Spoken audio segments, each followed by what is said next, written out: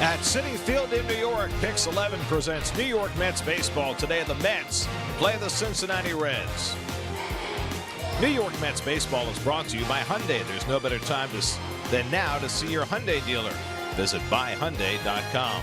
By Spectrum, join America's fastest growing TV, internet, and voice provider. By Toyota, tested, trusted Toyota. Let's go places. By Geico, 15 minutes could save you 15% or more on car insurance. By Memorial Sloan Kettering Cancer Center, more science, less fear. And by Honda, great deals are waiting at your Honda dealers. Well, it may be the first Sunday of the NFL season, but the place for the kids to be, well, that's out at the ballpark.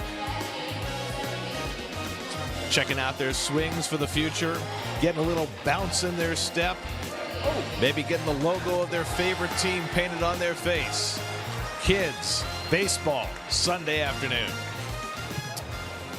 And a pleasant good afternoon, everybody, and welcome to Citi Field. Gary Cohen, Keith Hernandez with you today as the Mets close out a 4-game series against the Cincinnati Reds. The Mets have won the first 3 games of this series, and they've done it with contributions from some lesser names, some younger players who have started to make their mark. Brandon Nimmo with the first 2 home run game of his major league career. He had only 2 home runs in his career before that game, and now he has 4, and a big smile to boot. Travis Tyrone, 135 home runs in the minor leagues, his first home run in the major leagues. And last night, Phillip Evans, who today is celebrating his 25th birthday, got his first big league hit, hustled it into a double.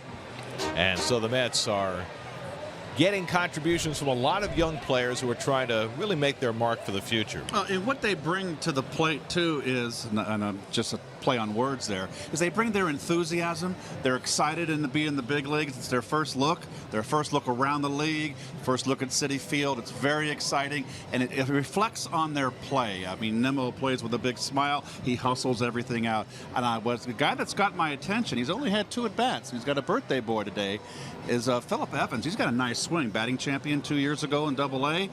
He's got a nice swing. He's had 2 at-bats where he's hit 2 rockets. So these young guys are playing hard, and they're getting their chance. It's fun to watch. Well, while the Mets have had a lot of turnover, the one stalwart this year has been Jacob deGrom. He has had a little bit of a plateau lately, but he's trying to get to that 15th win. Well, I wore my blue and orange tie, my good luck tie for Jacob here. It's his 3rd shot at 15 games, and the 15 games, like Ronnie and I talked about the other night, that's a big number right there for any pitcher in any decade, any time in the game. So he's looking to get on the snide here and get that big number 15. Well, the fans are true to the orange and blue, but there will be plenty of fans dressed in red today for Sal Romano, who grew up in Southington, Connecticut. Well, he beat the Mets the last series up in Cincinnati. They scored a lot of runs for him. Big curveball and a slider and a fastball like most pitchers. So we'll see what he does today.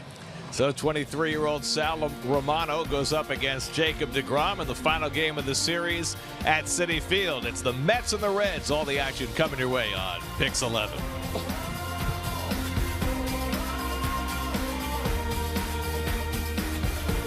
Internet speeds up to 4 times faster. Themes of the game brought to you by Hyundai. There's no better time than now to see your Hyundai dealer. U.S. Open Finals this afternoon. Well, match point. Well, the last sweep at Citi Field. Boy, the Cubbies in 2016. Nimmo got good top spin on that serve. He's on base 5-2-6. That's outstanding for the month. And deGrom, the 6 losses, but he's going for number 15 today, folks. 7 train disgorging passengers to both sides of the street today. It's the Mets and the Reds on this side. We'll have the first pitch coming right up.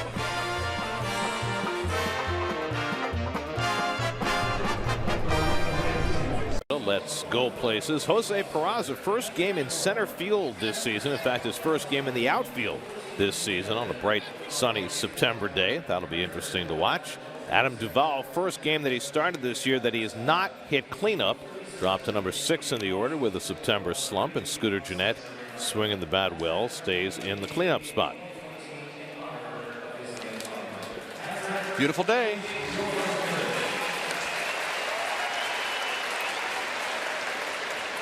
First game pre-game ceremonies in tribute to some of the heroes of 9/11. Tomorrow, the 16th anniversary of the 9-11 attacks. There's Jacob deGrom getting ready for his start this afternoon. Well, Jacob's having another fine season here. His last win was at Washington, where he pitched 7 2/3, gave up 1 run to beat the Nats. So he's had on a 2-game losing streak. He wants to put an end to that.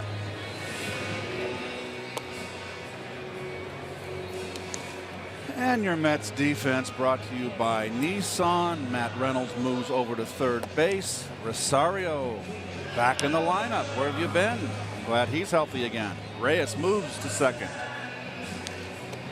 Out in the outfield, another move. Aoki to left. First start as a Met in left field.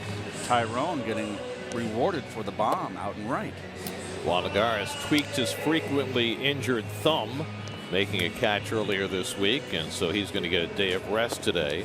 Also getting a day of rest unexpectedly, Noah Syndergaard. He was supposed to throw a simulated game today, but came up a little sore after his last rehab outing, so they're going to push him back a couple of days. Still trying to get Syndergaard back to the mound before the end of the year, but that's by no means guaranteed. And that leads us to the Mets Health Report, brought to you by Northwell Health. Look north. General soreness, not his arm or his lat necessarily, but I guess the question has been often asked by fans and reporters over the last few weeks, is there value in Syndergaard going back to the mound before the end of the season? Well, I think you're going to be safety first with him. If he's got soreness in there, you want to make sure it's all worked out. He's 100%. And again, Gary, it's the third time I've said it. There's always a winter ball where he can get his work under not such a high-profile spotlight Manhattan glare. You know we're in Queens, right? Well, you know what I mean. DeGrom's first pitch of the day to Peraza is outside, and we're underway. I'll say Peraza started at shortstop a couple of nights ago, starting in center field today. He got some starts in center field for the Reds last year, but no outfield games this year until today. And he takes a strike 1-1. Peraza has started 112 games. He was the opening day second baseman for the Reds, played a lot of shortstop while Cozart was out, but doesn't really have a position right now, so they're moving him around the field. Billy Hamilton hurt, so Peraza in center. That's off the fists, and Reyes can't quite get there, and Peraza has a leadoff hit. Reyes got a very good break on that ball, and that was a soft liner and just enough to Jose's left where he couldn't take it, couldn't get it.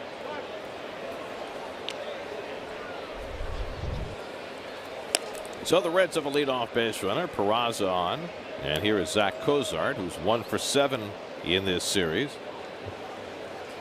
Cozart in his first All-Star season, trying to maintain a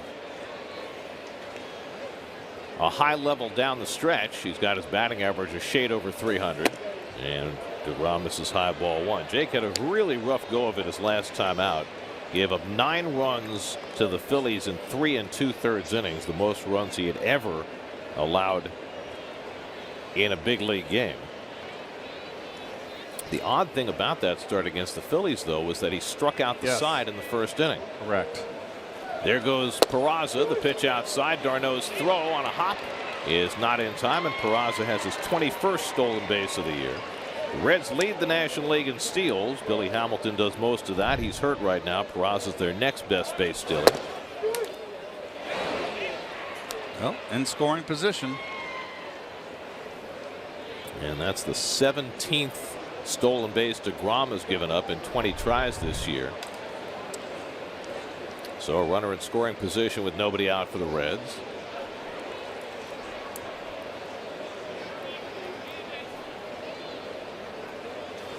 And Cozart bounces one foul, and it's 1-2. There's that start last time out against the Phillies. Door was opened on an error at first base by Dominic Smith for 3 unearned runs in the second, but then the Phillies just kept on pounding, and the pitcher Ben Lively had a lot to do with it. He drove in 4 runs against DeGrom with a single and a home run.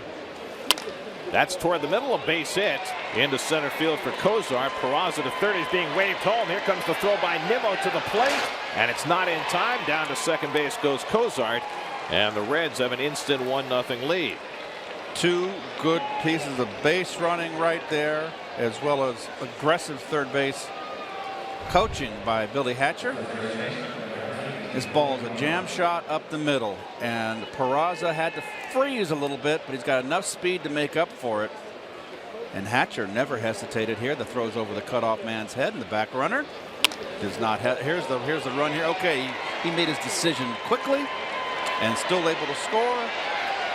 And on the backside, Cozart sees the throw over the cutoff man. He's on second base. Here's Joey Votto, and he's laid on a fastball, nothing and one. It would have been really interesting to see if Billy Hatcher would have sent Peraza if Lagares was playing center field. That's a good point. But with Nimmo playing center field, doesn't have as strong an arm. They were very aggressive, and it paid off for them. So it's an RBI for Cozart, his 54th. He takes second on the throw. Joey Votto celebrating a birthday today, and he's laid on another fastball, and it's 0-2. Dialing it up here. Here's the throw here, and it's not a moon shot, but it's too much arc. This looked like he threw a changeup, Keith. That gives away to the runner immediately, the guy that got the base hit, that the ball's over the cutoff man's head, and that's why Cozart's on second base. Good heads up for a team that has been here for 3 nights in Manhattan. This is Nimmo's 6th start in center field for the Mets this year. He's been mostly playing on the corner. It's too high, 1-2. First run of the game brought to you by Dunkin' Donuts. America runs on Dunkin'. So 2 batters in. The Reds are in front. Reds had scored just 4 runs total in the first 3 games of this series, but this is an offensive team that generally scores a lot of runs. They scored 4 in 6 innings against DeGrom 10 days ago in Cincinnati in a 7-2 Cincinnati win. And that just missed. Slider outside, 2-2. It's interesting. DeGrom here went right after Votto. Got angry, I think, with the first 2 hits and a run. 97-mile-an-hour fastballs up and in, threw 2 right by Votto. You just don't do that. Votto, 34 years old today, having another tremendous season, and a check swing foul, 97 running in on him. And Votto's now got 2 strikes on him, and we noticed yesterday, Gary, he always chokes up around 2 inches. Well, 2 strikes with DeGrom throwing a tremendous blazer today against him. Look at the choke up here. He's 3 inches. I think I better get a little more barrel ready on this fastball.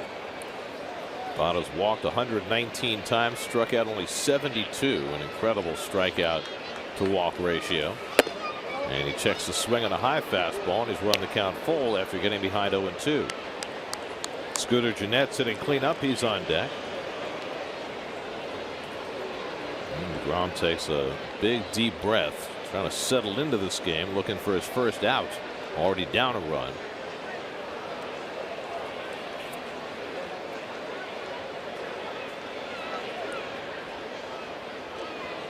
Three-2 to Votto, and he tries the back door and missed it for ball 4, and Votto draws his 120th walk of the season. Oh boy, the guys with the good eyes and the reputation get that call. That could have gone either way. I thought it nipped a little black there, even though there's no more black border on the home plate, which is, I don't know why they took the black away from home plate. Give the umpire kind of a, on the corners, it gives them a contrast, the black and white ball, black border. Be easier to call the corners, don't you think, Garrett? I don't know, Keith. Never understood that. We got a rookie home plate umpire, Shane Livensparger, who's probably never seen a black border on home plate in his entire life. Here's Scooter Gennett with 2 men on. He bluffs the bunt and takes a strike. Livensparger has the plate today. Jerry Lane's the crew chief. He's at first. Dan Bellino and Marvin Hudson rounding out the crew. So 3 straight have reached against DeGrom to start the afternoon. Gennett hitting at .302 for the year. He's had a big September. He's hitting .469 this month. And so Brian Price keeps him in the cleanup spot today. He hit there yesterday with Duvall getting the day off. Duvall, who has been the cleanup hitter all year, back in the lineup today, but dropped to number 6. So Price with his team in an offensive rut in this series, moving things around a little bit. It's paid off already. Cozart at second, Votto at first with nobody out. Second straight hitter DeGrom's gotten ahead 0-2. He lost Votto to a walk. And Jeanette strikes out on the fastball, and Jake finally has his first out of the day. Threw it right by him. Just like the first 2 strikes to Votto. This is belt high inside corner.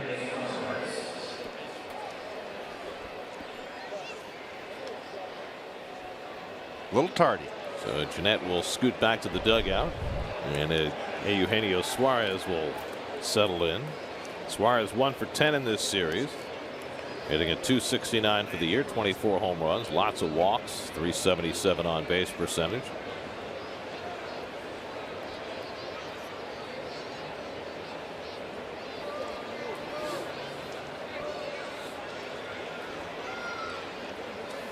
And Suarez carves one down the right field line, just foul. DeGrom is really coming after the hitters inside here once he got in trouble. And let's not forget he went inside on Cozart too, who just kind of fisted a little bloop into center field. So he's making a statement right here. Here I am, coming at you.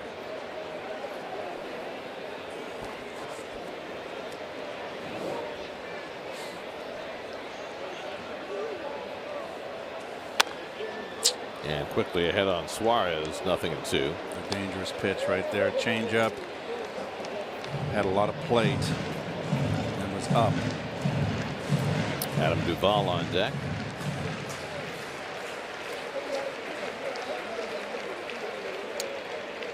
One of my neighbors just sent me a photo of the intercoastal waterway from our balconies in the high tide right now. It is, the water is elevated, Gary, down there in Florida.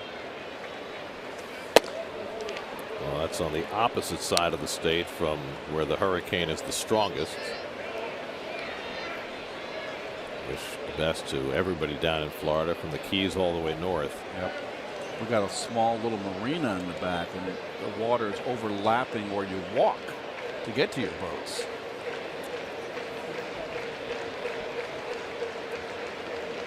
One-two to Suarez, and he fouled back the fastball. Suarez does one thing I've seen him these 4 games, and that is take a healthy cut. This is a Reds team that hits a lot of home runs, 195 for the year, ties him for 4th in the National League. And DeGrom has been vulnerable to the home run ball this year. It's been the biggest flaw in his game this season. 26 home runs allowed. Only 5 pitchers in the league have given up more. And it's by far the most he's allowed in any season in his career. Ahead 1-2 on Suarez. And he leaves that one away, 2-2. So a lot of pitches for DeGrom here in this opening inning. He's had to work.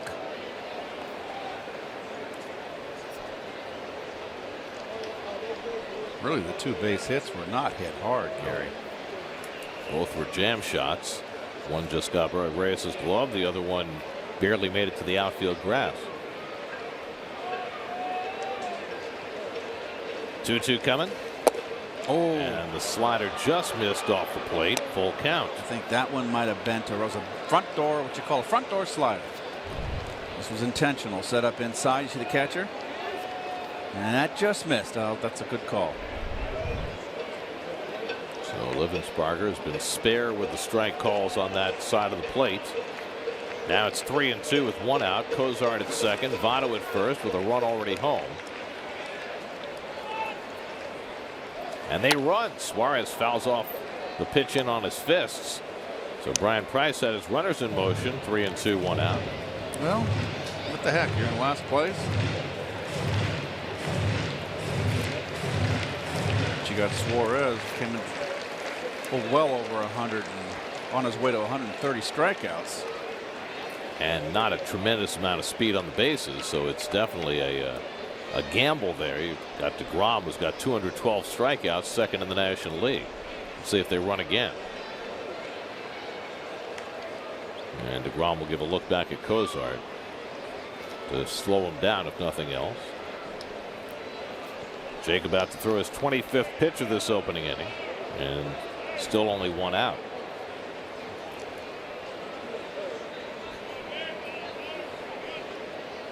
They run.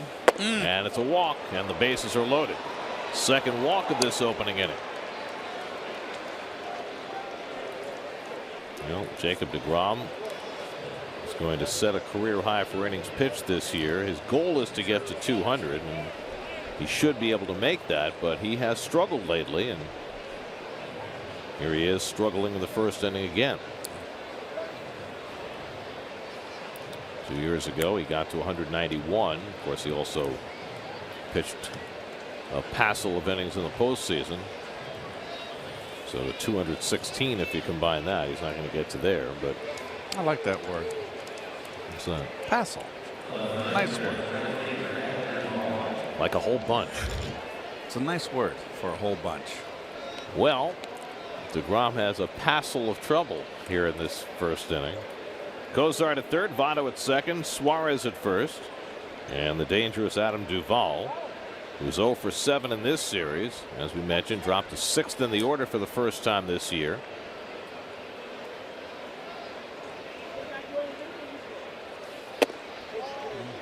And Jake comes up and in for ball one.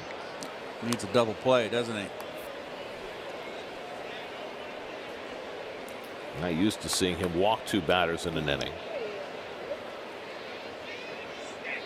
So he's just a little bit off. He's trying to pound in, that's for sure. And d'Arnaud stays inside, and it misses up and in. It's 2-0.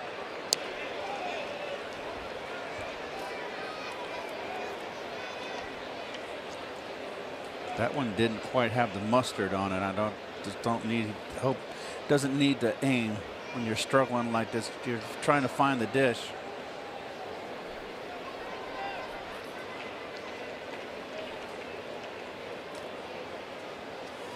Good slider. 2-0 slider with the bases loaded. Wicked too. That's a gutsy pitch by deGrom, and he got a good result. Well, he's not getting his fastball over. How many times have you seen pitchers that can't find the plate with their fastball, and then they throw a breaking ball just like that behind the count and throw it for strike?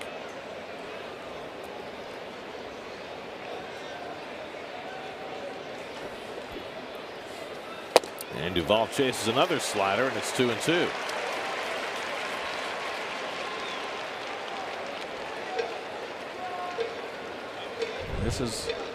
This one's off the plate, Gary. He chased this one.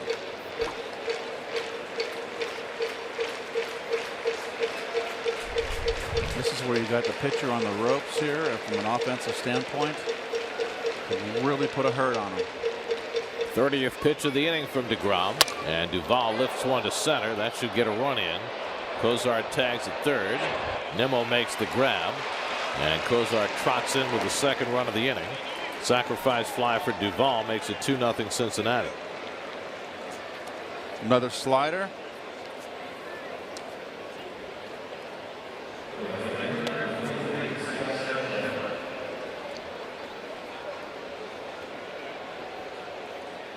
You know that opening we had when we came on the air with the view from the park, the skyline of Manhattan on a beautiful Sunday like this. It makes me wish I could be in Manhattan right now, having lunch at a sidewalk cafe. What about the ball game? Well, maybe it's an off day. My favorite time of year right now. 3 weeks, Keith. You'll have lots of off days. Here's Scott Schebler with 2 out and 2 on. And he goes after a first pitch curveball and misses. Schebler 2 for 11 in this series and hitting just 148 in September. After what had been a good year, his average down to 234. Well, those are some folks at the ballpark sitting out on a Sunday afternoon outside the Porsche Grill on the deck. That's a great idea, the outdoor dining there. I think that's fantastic. Those tables are in demand. I don't know if you have the juice to secure one of those.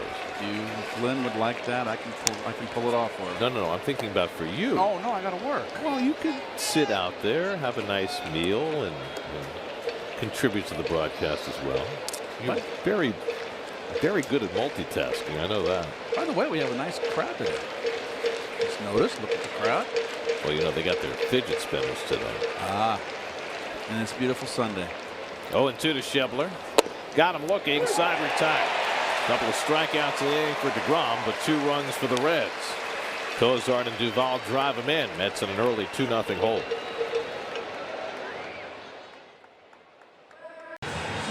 Travis d'Arnaud again in the cleanup spot. Ahmed Rosario back in the lineup after missing a week with a finger injury. Travis Tyrone gets a start in right field as the Mets go up against Connecticut product Sal Romano. Well, his major league debut was back on April 16th. He lost the ball game to the Milwaukee Brewers and then was back down and didn't get recalled until July 6th. He's been up ever since. There is a huge contingent of Sal Romano fans out behind third base. Sal was born in Syosset, grew up in Southington, Connecticut. And those are some of his contingent. First time he's gotten to pitch in the Northeast, so they're all out in force rooting Romano on. Here's Jose Reyes, 3 for 12 in the series, and he takes the pitch low from Romano. Romano beat the Mets in Cincinnati. He was the beneficiary of 14 runs that day. He went 6 innings, allowed 3 runs, 6 hits. Ball and a strike to Reyes. Nori Aoki on deck, and then Brandon Nimmo for the Mets. Romano's 13th big league start. He's just 23 years old. Big, strong kid. Good slider. Not a strike.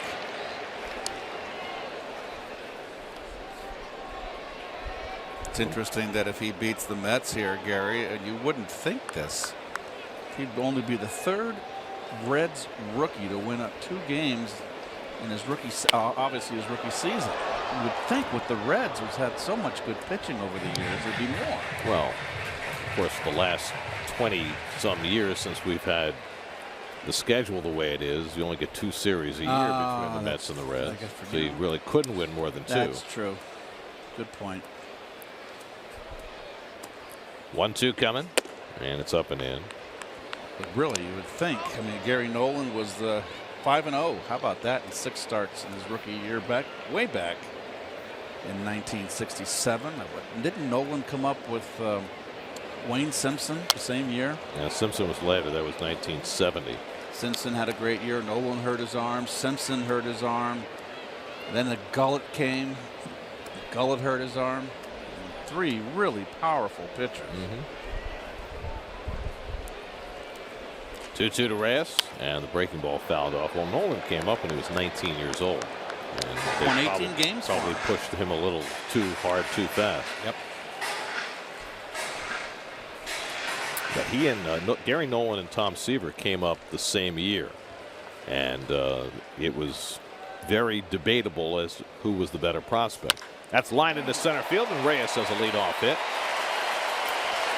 So Jose continues to swing the bat well. An 8-pitch at bat there and a leadoff single. Good 2-strike hitting, Jose. Obviously not looking for a breaking ball here. Got a fastball away, but right up the middle. Well, Jose is finishing the season strong. Had a dreadful beginning to his year. First 2 months couldn't buy a hit. But trying to prove his worth, whether to the Mets or to somebody else, for 2018. Same boat for Nori Aoki, who has done nothing but hit since he arrived with the Mets. He's hit in all 7 games he's played since the Mets picked him up. And he takes a fastball strike. Aoki with his 3rd team of the year. Started out with Houston, traded to Toronto, released by the Blue Jays, picked up by the Mets. Aoki actually has an 11-game hitting streak going back to his time in Toronto. He's the first Mets player to begin his Mets career with at least a 7-game hitting streak since Daniel Murphy, 2008.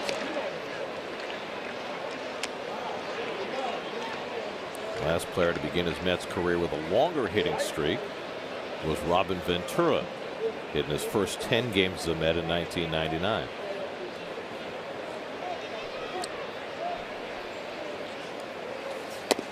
And a snap throw, and Reyes back easily. Barnhart threw behind him. Robin Ventura is a very underrated player. He was a heck of a player. He was a great player. He was also a great clubhouse presence for those Mets. Good guy. One of those guys you look back on and go, boy, I would love to have been a teammate of his and played with him. And it wasn't surprising that he became a major league manager. He had that kind of understanding of the game. Aoki pulls one down the line. That's a fair ball off the sidewall. Reyes will go to third. Aoki trying for second as Schebler gets to it. And the Mets have 2 in scoring position to start the first inning. So Aoki is now hit in all 8 games as a Met. Well, he is a line drive hitter. Gets that breaking ball just out of the reach of Votto. Votto made a diving stab last night, but was playing back behind the bag. Votto robbed Reyes in last night's game, but couldn't stop Aoki's ball. So the Mets down 2-0 early, trying to fight right back. Second and third, nobody out.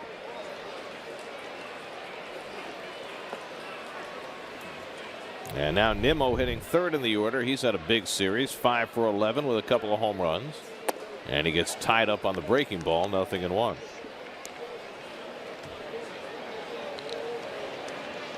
Brandon on this homestand, and this is the 7th and final game of the homestand, has gone 8 for 18. Mets have gone 5 and 1 on this homestand, and it's the young players like Nimmo who have fueled it.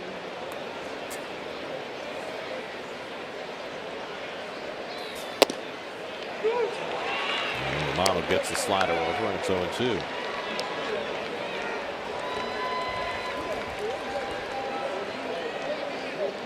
Travis d'Arnaud hitting cleanup again today. He's on deck.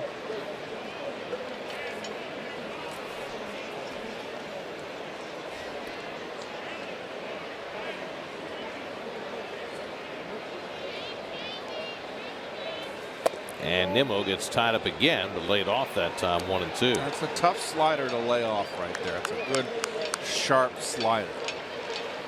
Nimmo has a very good knowledge of the strike zone. And there's a big difference right there. That'd be strike 3 if you swung it that way. And Reyes dashing down the line from third with the third baseman Suarez playing off the bag, trying to draw Romano's attention, maybe coax a ball.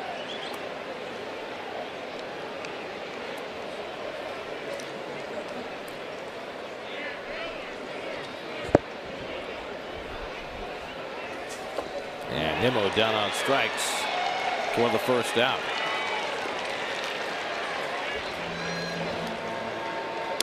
Romano, what I've seen, it's got a good slider. And if he can get this over, it's a good, tight, sharp slider.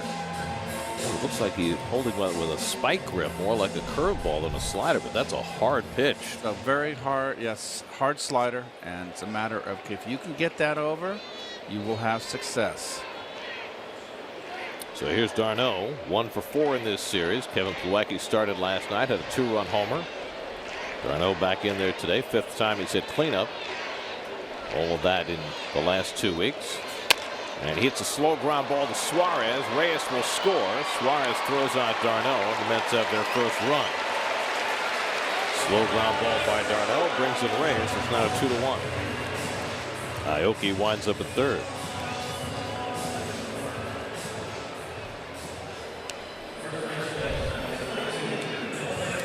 Well, Reyes on contact.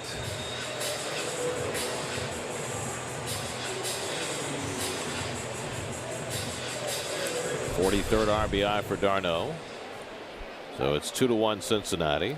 And now Dominic Smith, who had a big 2-out RBI in the game last night, comes up with 2 out and a runner at third. Dom is hitting just 200, but he's hitting .308 with runners in scoring position. And one to try and pick up here as he takes a fastball strike. Reds infield defense brought to you by Fios. Cozart, he's the best glove there, along with Votto on that infield.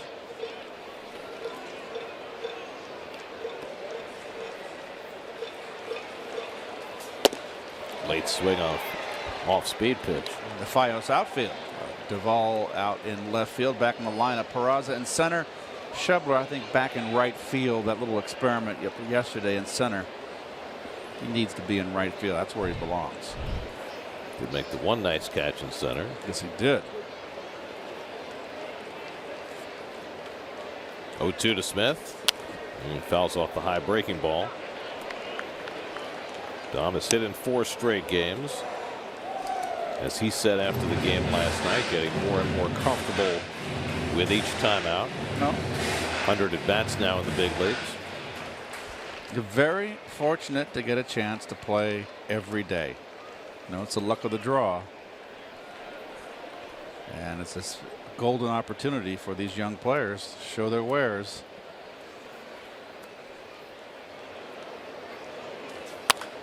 And he shoots that one foul.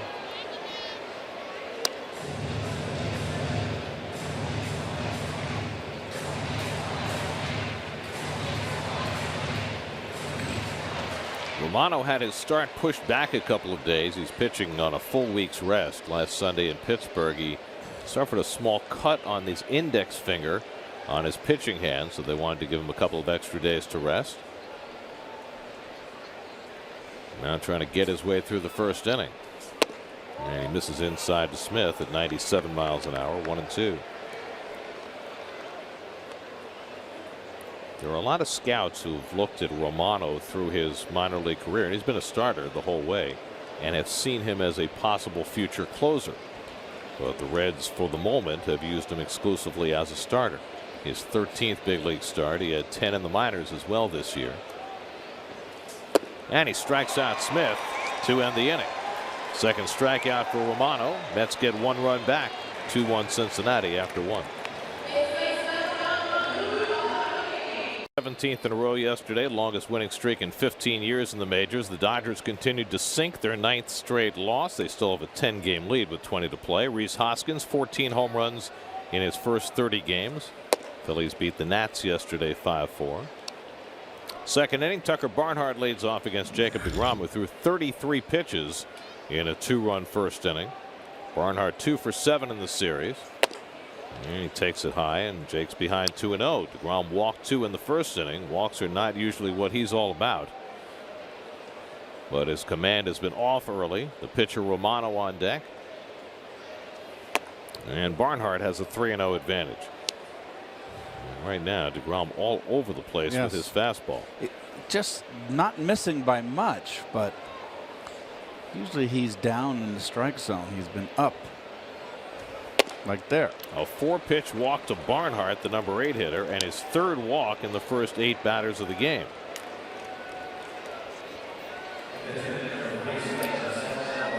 So now Romano, who has 1 hit and 4 sacrifices, will be asked to bunt. Another right-hand pitcher who bats left-handed, like his counterpart on the mound, deGrom. Reynolds comes in from 3rd, looking for the bunt. And he bunts and misses the slider, 0-1.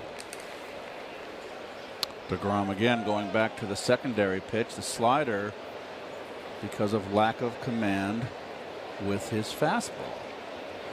Extraordinary.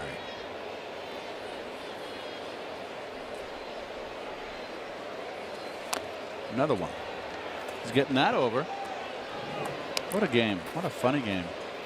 Well, as Ronnie has said, sometimes if you go to plan B, sometimes plan A comes back. You would think best time to try and figure out that fastball command would be with the pitcher at the plate trying to give you an out. But he's gone with the secondary stuff to start Romano off, and now tries to finish him and gets him looking for the first out. A generous strike there from Shane Livensparger. 3rd strikeout for deGrom.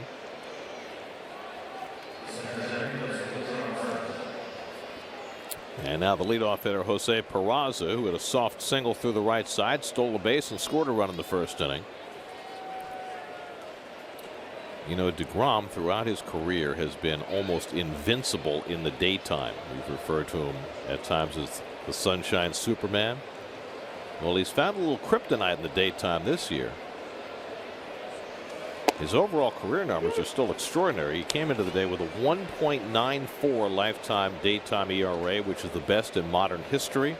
This year, though, 3.52, a lot more pedestrian.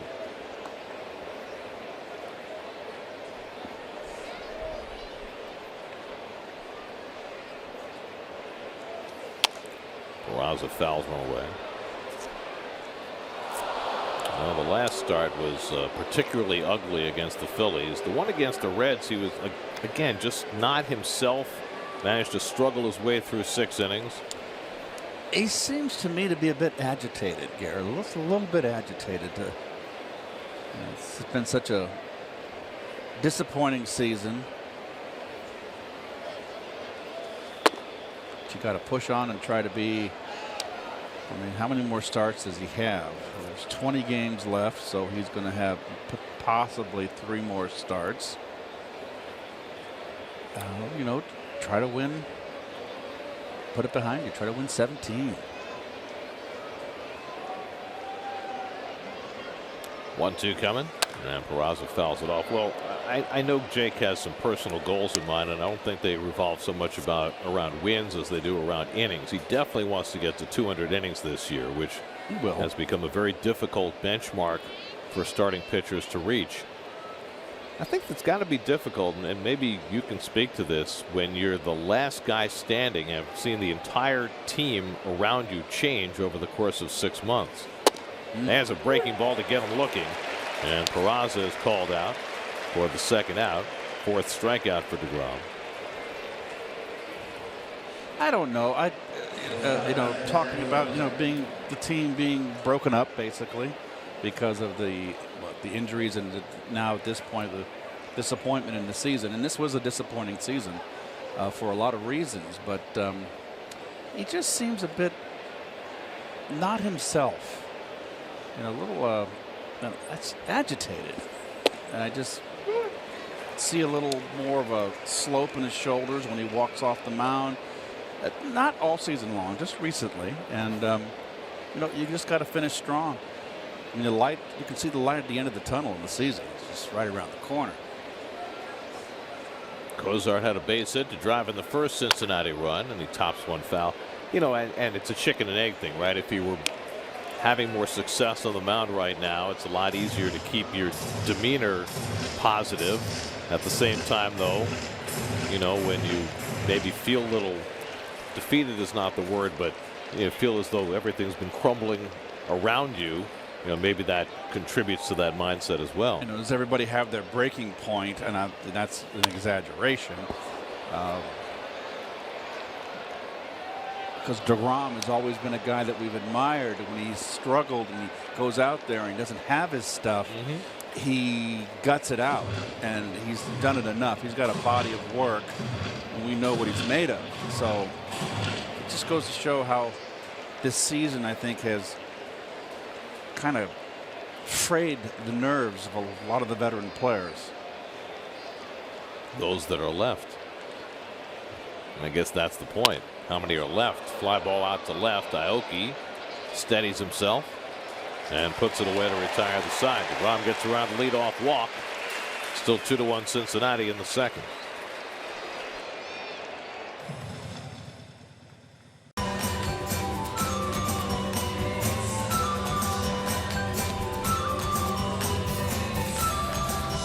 That's the neighborhood just across the Roosevelt Avenue Bridge. Flushing, Queens. One stop up on the 7 train from Willets Point to Main Street. Ahmed Rosario back in the batter's box for the first time since last Sunday in Houston. He's had a bruised right finger that hurt him both swinging the bat and throwing. He's got a little pad that he's using on that index finger to try and relieve the pressure on the bat. And Sal Romano misses high to Rosario.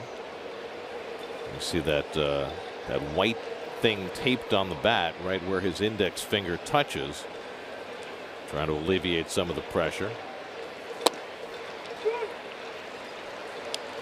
Like a little donut taped on the bat handle. That would bother me. Just something that wouldn't be normal, and I don't know what his what the pain is there, but I would not like that. He gets jammed, of course, and he bloops one out to the second baseman, and Jeanette makes the catch. Well, you knew he was going to get jammed, right? You have a hand injury, a finger injury, and that's what happens. I wonder what the philosophy is behind that contraption on his bat. Well, I think it's just to allow him the comfort to be able to grip the bat and play. If you can't grip, then don't play. Travis Tyrone takes a breaking ball for a strike. It's been a recurring thing with Rosario. He had the same thing in the minor leagues earlier this year, missed about 5 days. It's a bone bruise that they feel will heal completely once the season's over and he can rest it.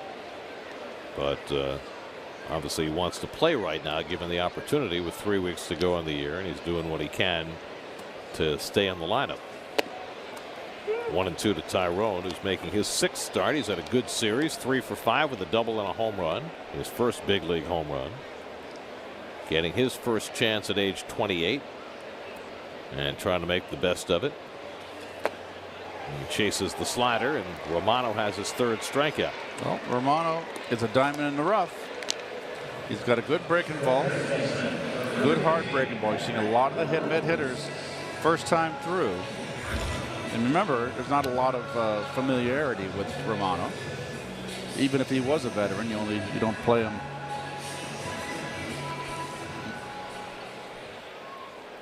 You don't play the Reds that much, even though they've faced him.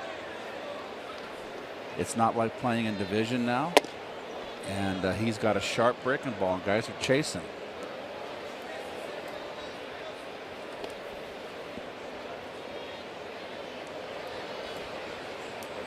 Matt Reynolds 2 for 7 in this series, and he chases the slider. 1-1. Well, it's fooling a lot of guys with it. Doesn't have to throw a strike with it right now. If they're chasing, he throws hard too.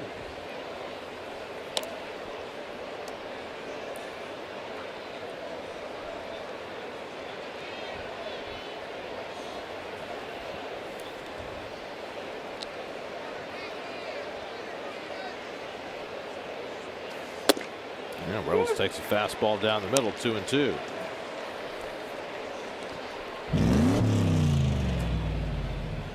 Extra revs early on a Sunday afternoon.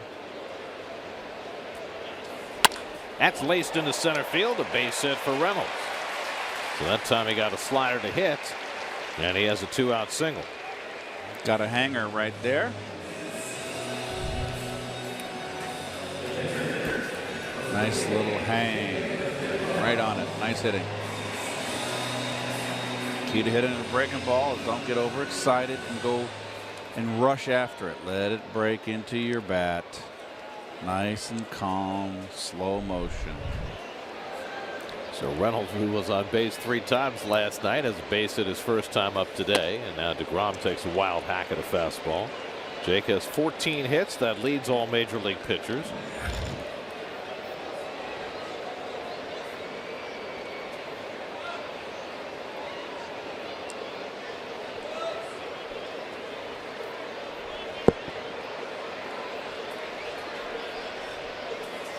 And he pulls that one on the ground, but Jeanette hadn't played well. And that retires the side. A hit and 1 left. We go to the 3rd, 2-1 Cincinnati.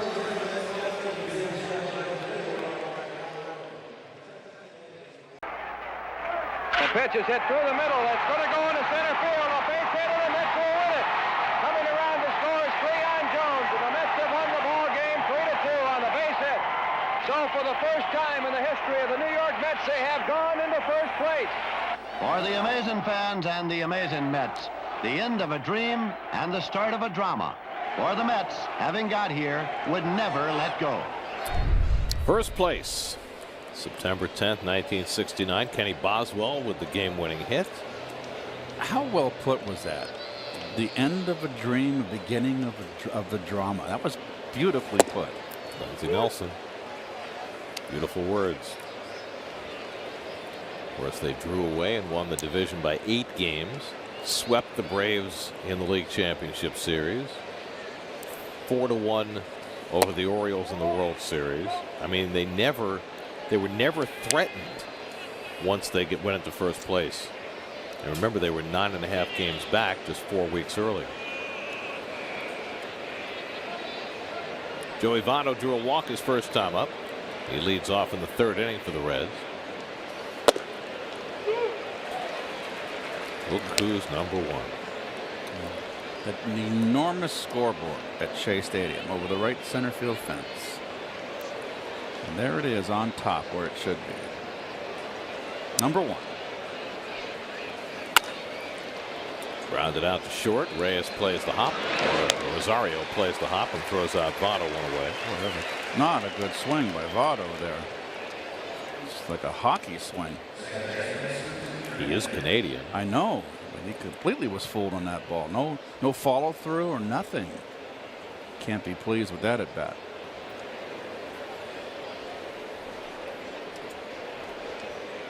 So 1 out now. Scooter Gennett, who struck out his first time up, one of 4 strikeouts for DeGrom through the first 2 innings.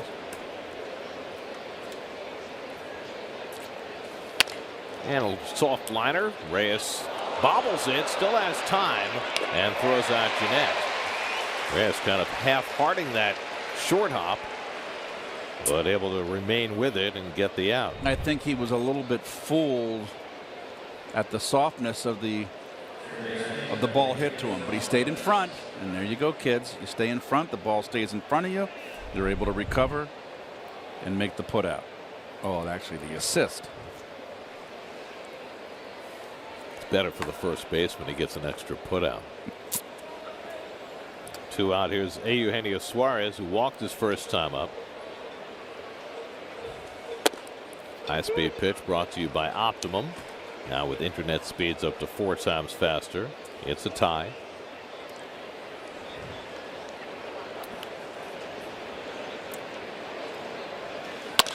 Well, another ground ball. Rosario handles this one cleanly, and it's a very quick inning for DeGrom. He gets them out on just 7 pitches on 3 ground balls. That's more like it.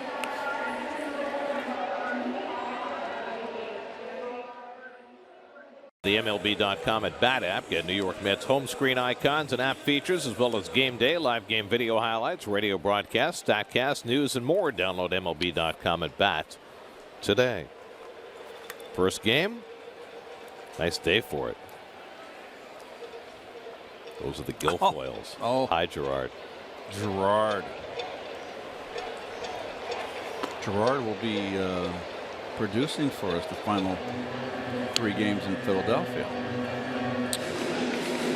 2. Oh, I'm sorry. Greg has to show up for the finale. What, otherwise he doesn't get his check? I don't know. Jose Reyes leading off in the home 3rd. Reyes had a base hit and scored the run for the Mets in the opening inning. And he bluffs the bunt and takes a strike from Romano. 2-1. Reyes, then Aoki and Nimmo for the Mets in the 3rd.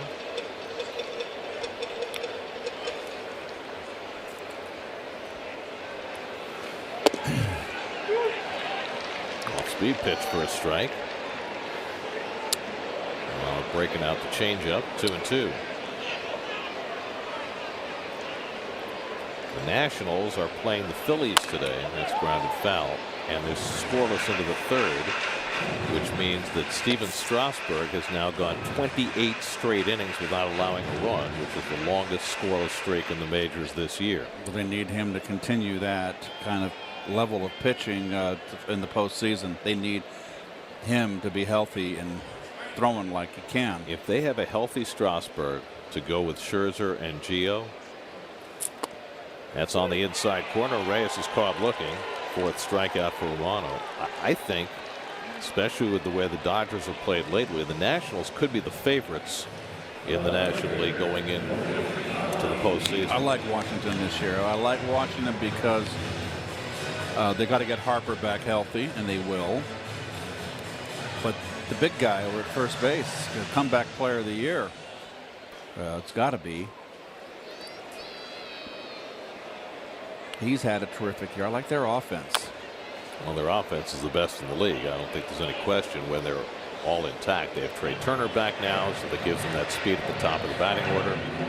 Michael Taylor's done a nice job filling in with all the injuries they've had in the outfield. They've got Worth back in the lineup now. Don't know whether he can, get himself into the gear that he needs to be for the postseason. But Rendon's had a big year. They've got lots of weapons. It's not just Murph and Harper in the middle of that order. But it all comes back to Strasburg because, he hasn't been there for them in the postseason. You've got Gio having a terrific year. And they've got their bullpen ironed out now. Exactly. Picking up Kinsler and Doolittle, that was huge for them. That was over the top. I mean, they waited so long to make a move and bolster that bullpen. By the way, the Nats can become the first team to clinch their division today if they win and the Marlins lose. Their magic number is 2 going into the day. 19-game lead with 20 games to play. Miami's got a 3-0 lead on Atlanta. But there are the standings, and the magic number is 2. It's early, 3 weeks to go. To me, that's the only danger. You clinch with 3 weeks to go. You coast for those last 3 weeks. Well, you can rest your players. I know that in '86, Davey rested me. I mean, I only drove in 83 runs that year. I think I had a little tweak of something late in the season and enabled Davey to sit me down. I wasn't happy going into the postseason with just 83 RBIs that year, but I did hit 310. But to me, the RBIs are much more important. They were more important in October than in September, though. It's true. 1-2 to Aoki, and he carves one down to third. Suarez has got it and slings it at first in time to get him. 2 out. So Romano's retired the first 2 in the third.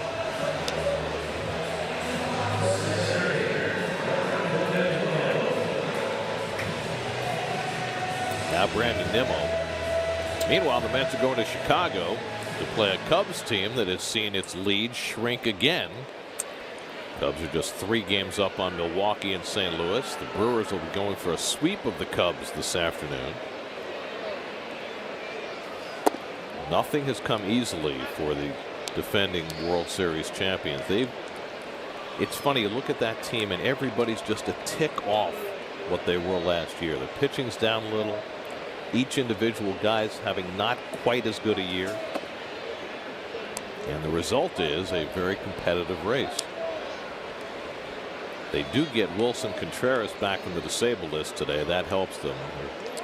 Fine hitting catcher, defensive catcher as well, was out with a hamstring injury. I think they missed the big left-hander that was over at the Yankees, a big stopper. I think they miss him in that bullpen. How could you not? Even though he's had his. Well, Wade Davis had a good year, but they don't have as much support in that bullpen. Exactly. But I think it's the starters. I mean, last year they all had career years. That's laced up the middle, a base hit. And Brandon Nimmo is aboard. So Nimmo hits one right back through the originator, his 6th hit in this series. Continues to hit. I like him more and more. Every time, every game he plays, right through the wickets. The back door of the wickets. But last year Arrieta was untouchable most of the year. Kyle Hendricks had the best year of his career. John Lester had a great year, and none of them has pitched up to that level this season. It is not easy to repeat.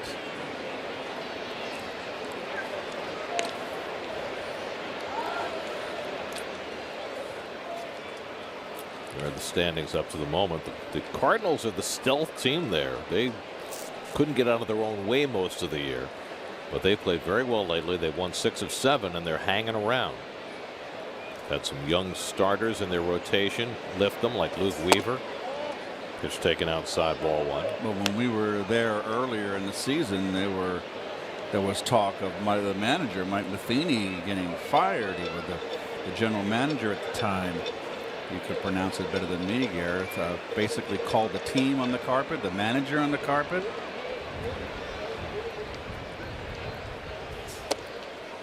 Good cut by Darno, 1-1. Travis drove in the Mets run with a ground out in the first. Well, if the standings remain the way they are and the Dodgers hang on to the best record, that would mean that the Nationals and the Cubs would play in the division series.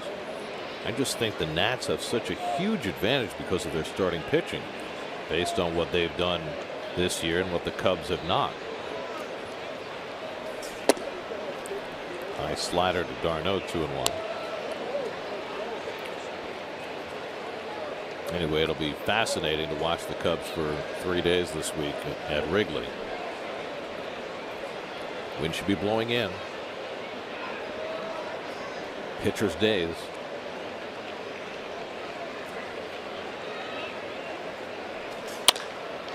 And smacks one foul. It's 2-2.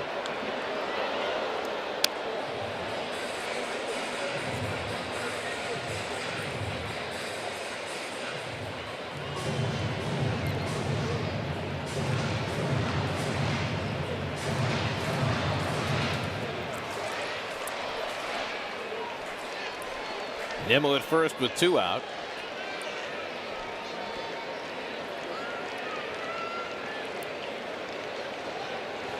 Two from Romano, and a soft tapper to the right side. Nobody's there. Jeanette won't get there in time. It's an infield hit for Darno. Once it got past the pitcher, with Jeanette shading over toward the second base bag, there was nobody home. And Darno has an infield hit. Nope, there's those shifts, and it's way up the middle, and look at that, wide open over there on the right side. I mean, Darno's, correct me if I'm wrong, have we not seen Darno of this whole month in late August going to right center field? Why in the world would you play him up the middle like that? Old scouting report. So 2 out and 2 on for Dominic Smith. Back-to-back 2-out hits for Nimmo and Darno. And now Smith trying to cash in after striking out his first time up.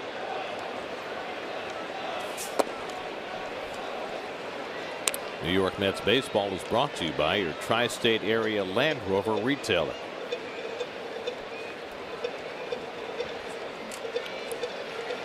Smith trying to go above and beyond and cash in a 2-out RBI. That's down 2-1 in the third.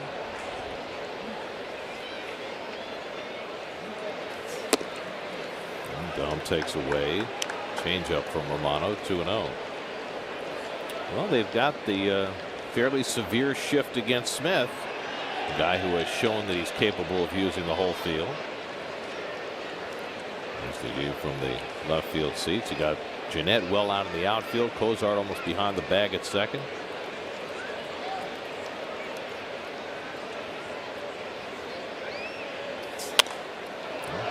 Shoot one that way. It's 2-1. A nice catch up there. Brought his glove. Well, that's good, as long as you're not using the fidget spinner while you're sitting in the stands, because you know the fans got their fidget spinners. If you're employing that, it's very hard to catch a baseball.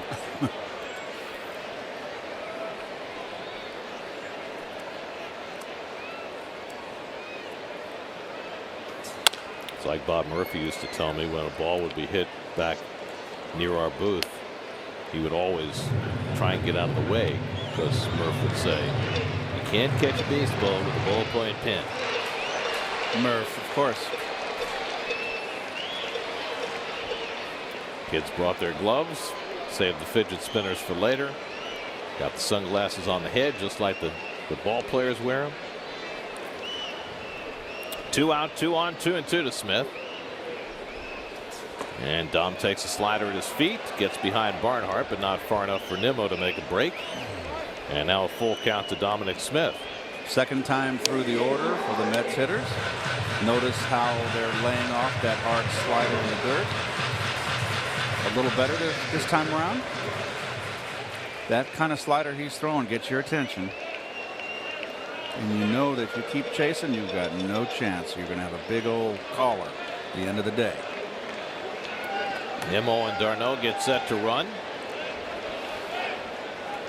3-2 coming to Smith. And he hits it hard. Jeanette to his right, can't get it, base hit. Nimmo comes in with the tying run. d'Arnaud goes to third. Dominic Smith cashes another 2-out RBI. And the Mets tie the game at 2.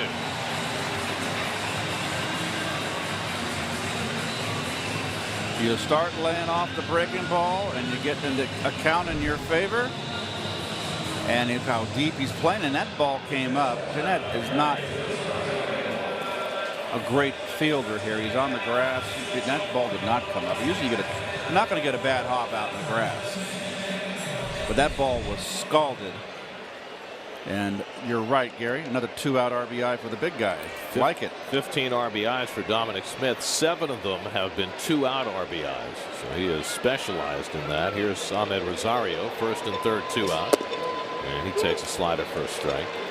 Rosario got jammed and hit a little flare to the second baseman his first time up, coming back from a week on the sidelines with a finger injury. d'Arnaud the go-ahead run at third. Smith at first with 2 out. And he pulls off that one with 0-2.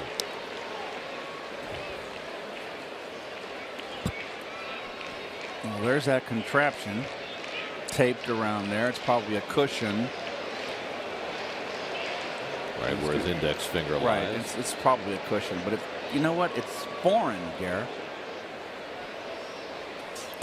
And he strikes out on 3 pitches to end the inning. 5 strikeouts for Romano, but the Mets get even on Dominic Smith's 2-out RBI hit. 2-2 game after 3.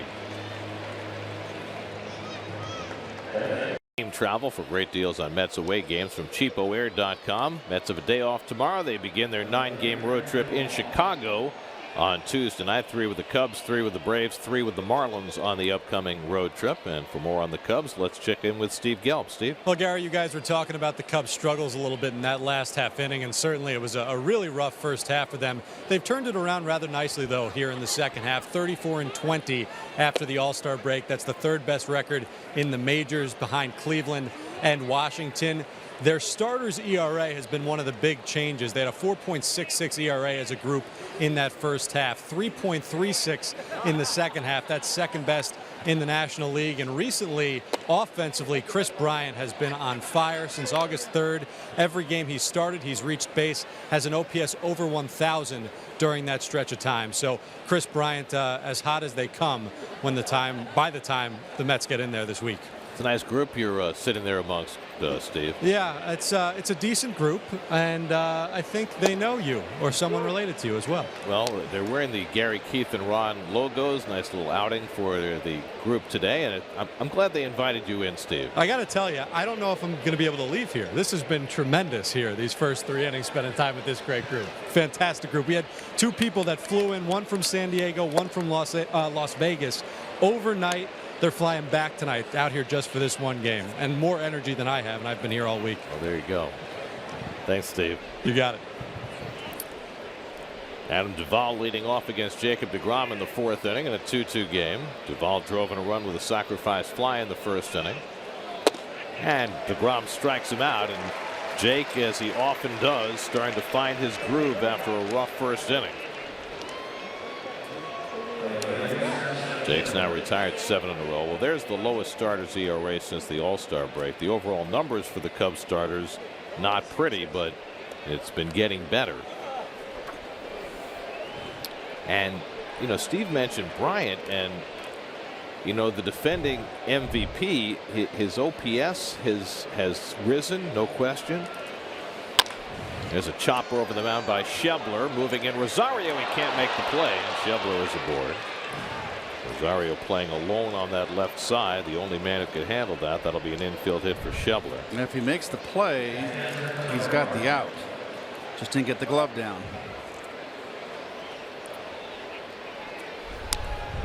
Talking about Bryant, last year 39 home runs, 102 RBIs. This year 25 home runs, 59 RBIs. So even though the The OPS numbers are similar to what they were last year. The production is way down. I'm not a fan of his swing. To be honest with you, Gary, he's an MVP. I get it. But I think he's got a lot of holes, and you can pop him up and in. But what do I know?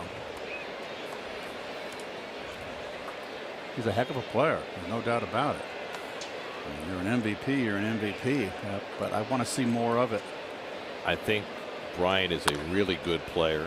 But to me, the heart and soul of that lineup is Anthony Rizzo. Well, Rizzo's like, to me, he's built like Jimmy Fox. He's big.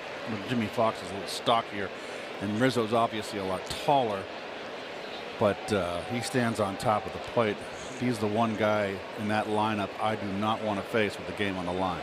Rizzo this year, 31 home runs, 102 RBIs, over 100 RBIs for the third straight year. Schebler runs as Barnhart fouls it off. Seems like a nice kid, too.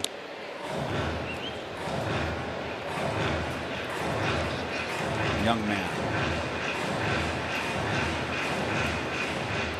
Successful Major League Baseball playing first base. That's right. They're not kids when they're in the big leagues. We are old men now, Gary. They are young men. No country for old men. Pitcher on deck, 0-2 to Barnhart. Struck him out with a high fastball. And DeGrom is indeed finding his groove. Isn't he? 6 strikeouts now for Jake. It just took a while to warm up the engine. Well, he went upstairs, up the ladder. So 2 out, and now the pitcher Romano, who struck out looking after trying to bunt his first time up. Starting with that at bat, DeGrom has retired 8 of the last 9. The only blemish, the infield hit a moment ago by Schebler. But we've seen it, Keith, so often with DeGrom. The rough first inning, the lack of command, and then all of a sudden, bang. That's why he's one of the top upper echelon of pitchers.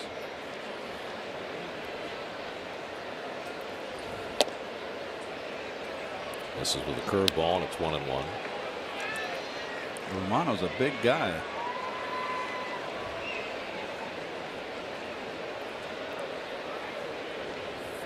Yeah, I think big would be an understatement. 6'5", 270. He's a monster. Creature. Can you just kind of see the body language on DeGrom now? Just kind of, he's in the flow. He's fought through it.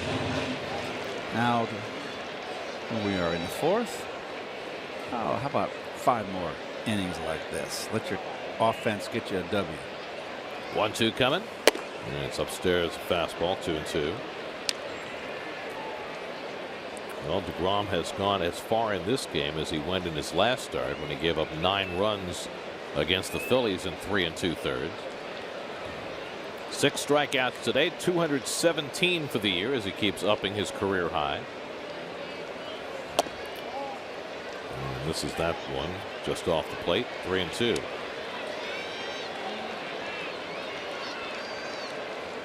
Hernandez and DeGrom together. Friends. Yeah, it's perfect. 2 generations. It's too bad, you know.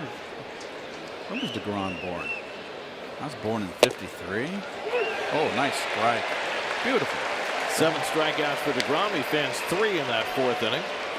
After the Mets tie up the game, DeGrom takes care of his business, and the Mets will come back to the plate in a 2-2 game. Our producer Greg Picker, but we love him even more when he brings Katz's Deli to the ballpark, which he did just the other day. He did. We reveled in the pastrami. Yes. And I like to watch him slowly and methodically wipe out a dish. He's like Napoleon with the Grand Army at Austerlitz, backing up the enemy forces up against the lake. Total destruction. So you just compared Napoleon against the Russian army to Greg Picker against a pastrami sandwich? That is some serious work on your part. I'm very, very impressed. Travis Tyrone leading off the home fourth against Sal Romano. Tyrone struck out his first time up, one of 5 strikeouts for Romano over the first 3 innings. Tyrone, Reynolds, and DeGrom lower third of the order for the Mets in the fourth. And there's a strike, 2-1.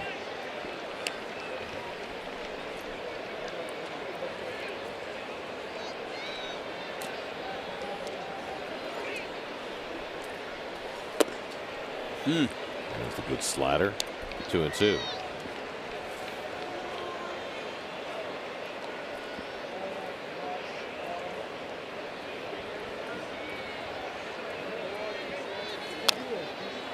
Tyrone able to waste that one away. Travis Tyrone out of Cal Poly Pomona.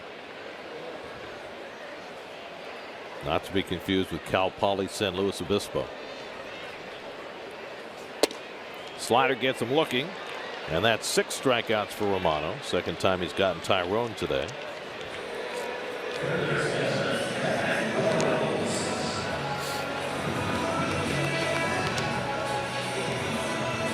Now Matt Reynolds, who had a base hit his first time up today. After 2 hits last night. Matt getting a chance to play with some regularity this week. Be interesting to see whether Phillip Evans gets a start after picking up his first big league hit last night. Keith is already impressed.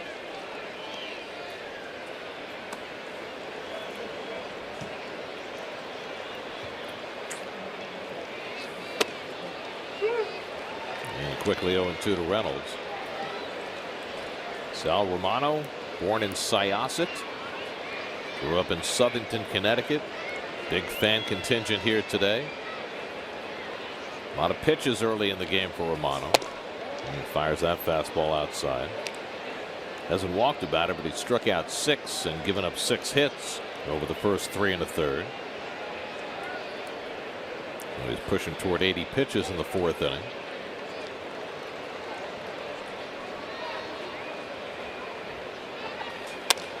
And a little flare along the right field line, and that's going to fall for a base hit for Reynolds. Just reaching out and flicking that slider into right field, and Reynolds is 2 for 2.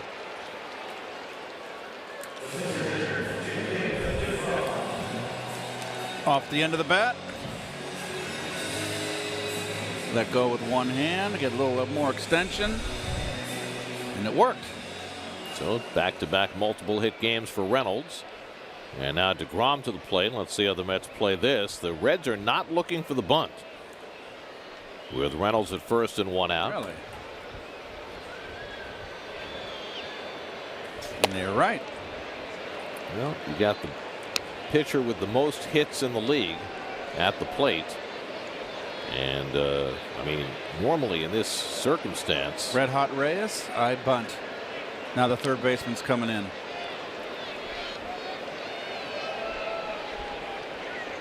wasn't bunting first pitch, but he is bunting now. But the pitch is up and in, and it's 2-0.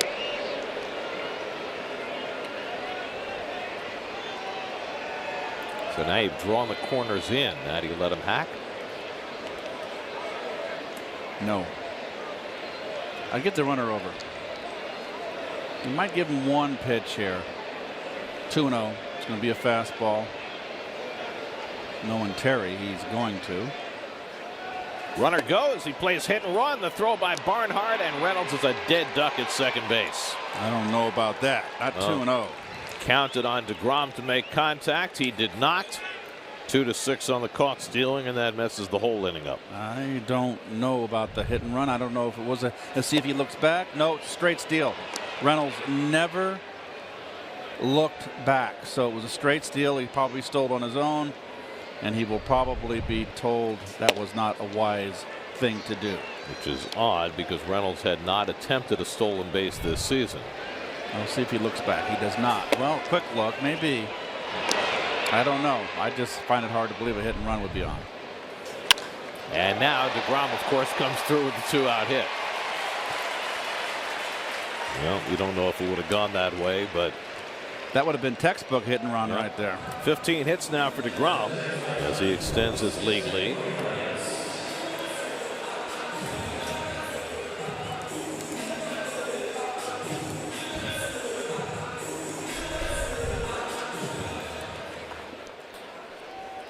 So 2 out and a runner at first for Reyes. It's now with 8 hits against Romano. 7 of the 8 have been singles. The only extra base hit was Aoki's double in the first inning. Reyes is 1 for 2. Who's Hot brought to you by Geico. 15 minutes could save you 15% or more on car insurance, and Reyes certainly has been hot coming down the stretch.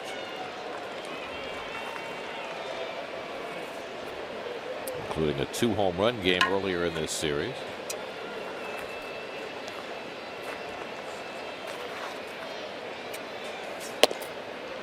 Romano misses up and away, 2-0. Well,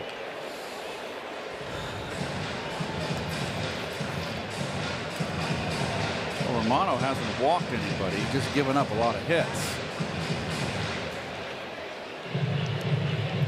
And he struck out 6, which absorbs a lot of pitches. That's why he's up to 85 now in the 4th inning. No warm-up action for the Reds. Romano threw 95 in 5 2/3 his last time out in Pittsburgh. We mentioned he suffered a cut on his index finger in that start, and that's why he's gotten a couple of extra days. No evidence of that being a problem today. Reyes hawks one foul, and it's 2-1. Place your 2018 Mets season ticket deposit today. Mets season ticket plans lock you in for all the big games, including opening day and the Subway Series. Plus, you get the opportunity to select your 2018 seating location this November during the online Select a Seat. Place your deposit today at Mets.com/deposits.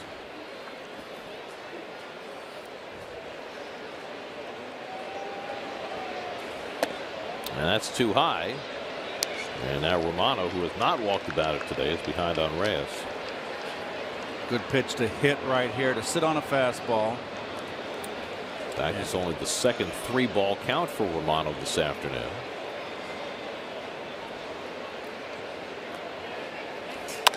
And Reyes pops it up. Shallow center. Cozart out to call. And that retires the side. Mets get 2 hits in the inning, but Reynolds caught stealing at second base. Tucker Barnhart, who has the highest percentage in the league, guns down another. Keeps it a 2-2 game. Stadium continues to be a fun place, even in triumph.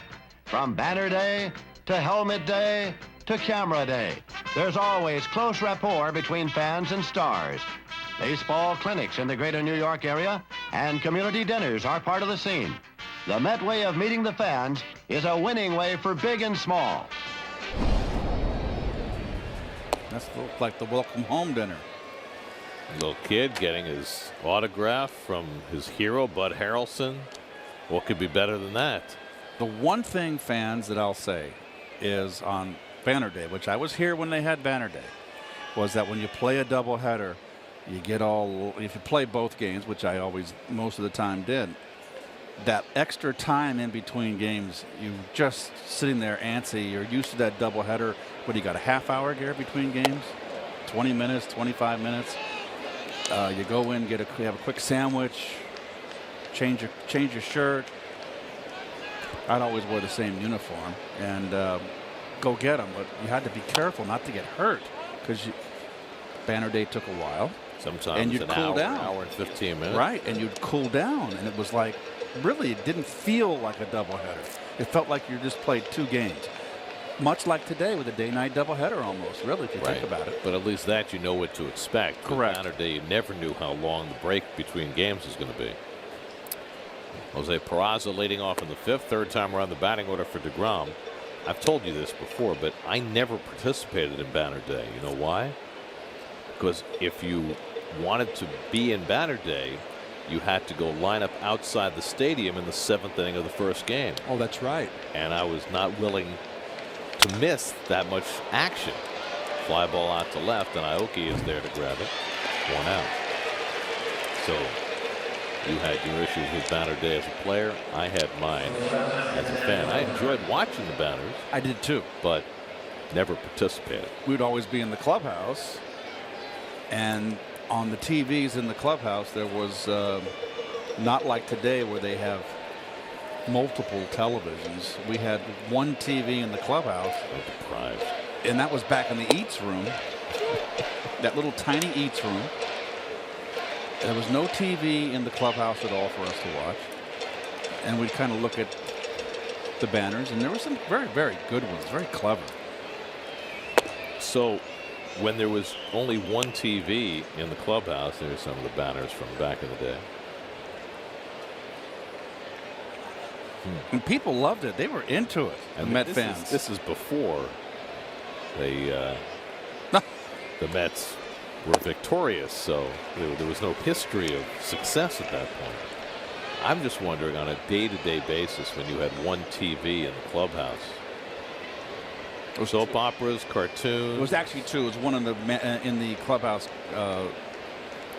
clubhouse man's office, which was a very tiny office too. He had a little love seat in there. I know that office, sure. Yeah.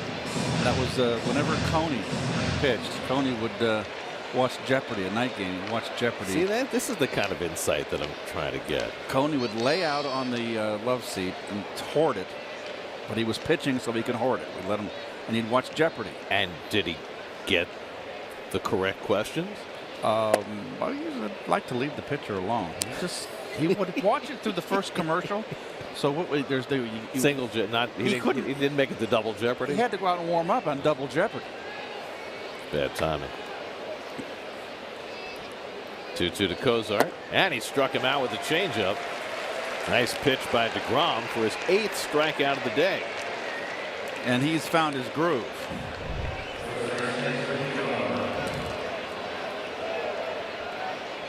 Isn't it it's amazing, huh? The first couple innings, DeGrom was really laboring. And now he's like a computer. Just put in the data and he'll spit it out. Retired 11 of the last 12. And he overpowers Votto with that first fastball. Not the first time he's done that today. First at bat in the first inning, he threw 2 fastballs right there, up and in, past Votto. And he ended up walking him, and then Votto grounded out in the 3rd. And he lifts one foul, and DeGrom's ahead 0-2.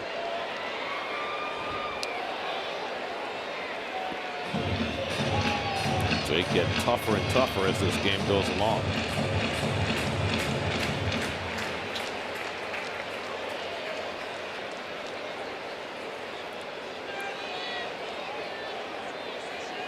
Oh-2 coming to Votto. Another weak ground ball. Reyes handles this one. And it's a 1-2-3 inning for DeGrom in the top of the 5th. Halfway through at Citi Field, Mets and Reds tied at 2. For him, 33 pitches, 2 runs, but he has been in firm command ever since. Now it's up to the offense to get him a lead. Mets will try their 3rd time around against Sal Romano. Nori Aoki leads off in the home 5th. Reds get their bullpen cranking, with Romano having already thrown 88 pitches through 4 innings. So this will likely be his last go-round. Aoki had a double in the 1st inning that led to the first Met run, and he grounded out in the 3rd, 1 for 2. And he takes a slider for a strike. Nimmo on deck, d'Arnaud behind him. That's about hit the Reds 8-3. So Romano has been in almost constant trouble today. And Aoki drills that one right at Votto. Well, he got one by Votto down the line his first time up, but not that time. 1 away. Brandon Nimmo coming up. We check in with Steve. Well, guys, we saw both Cozart and Votto hit in that last half inning. And when you talk to Cozart about his career with the Reds so far, he references Joey Votto as someone that he's learned a lot from. And the number one thing he says he's learned is how to never give an at-bat away. Votto in the on-deck circle, according to Cozart, whenever it's a game that might be out of reach, either they're up 5 runs, down 5 runs, if he ever feels that Cozart did not take an A swing, is not approaching his at-bat the right way, he will actually yell to him from the on-deck circle to get his head in the game. And Cozart said that over time, that has really stuck. He's constantly worrying about Votto behind him, and he's putting his all even more so into those at-bats. You learn from the greats. You always can pick things up from veteran players. You pay attention. You try to emulate. Now, did you have to yell it to Wally from the on-deck circle to tell him to concentrate? No. I didn't think so. Wally had complete concentration. And Lenny and Mookie. And when also, you know, in the clubhouse, they weren't playing video games or had the earphones on, tuning out like Timothy Leary, Dr. Timothy Leary. Tune out. Yeah, I got you. Wasn't going to delve much deeper into that.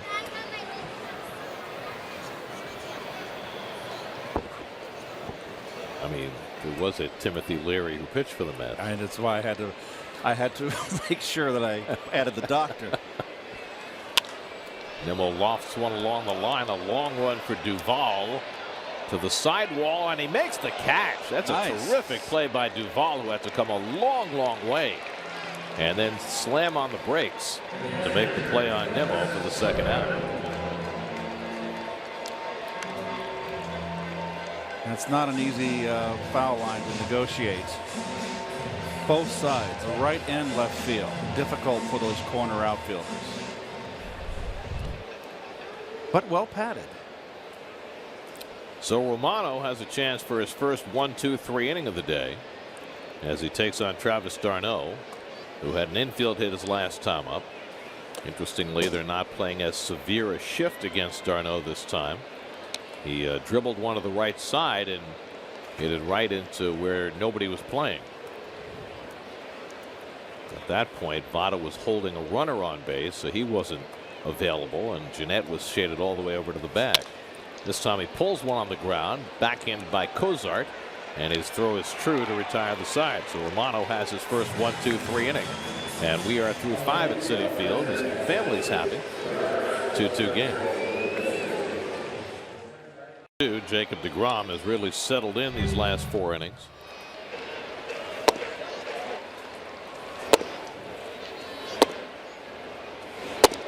Well, a little bit of everything. He got the slider. The slider got him back in the groove, Gary.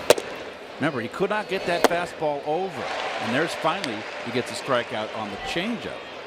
The lone strikeout with that sinking change. So the slider, he was able to get over, enabled him to find his groove, and now he's on a roll. He's retired 12 of the last 13. Scooter Jeanette is 0 for 2, struck out and grounded out. Good slider right there. Tip on the slider, 1-1. It's like 2 different pitches. You know, that first inning, he walked 2 batters, gave up a couple of runs. Then he walked the leadoff hitter Barnhart on 4 pitches to start the second. But from that point on, he has been money. Only base runner in that stretch, an infield hit by Schebler. Oh, up and in. He has got, from the beginning, against the left-handers, he's got a good groove up and in. Using groove too much. He's been popping that fastball up and in the lefties, and they can't touch it.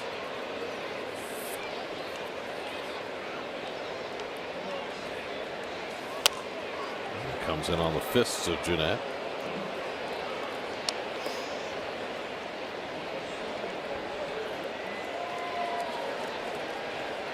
Eight strikeouts over the first 5 innings for deGrom. He's about to throw his 90th pitch of the afternoon.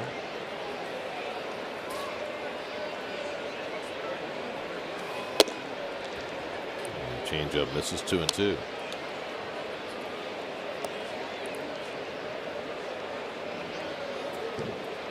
Suarez on deck, then Duvall for the Reds in the 6th.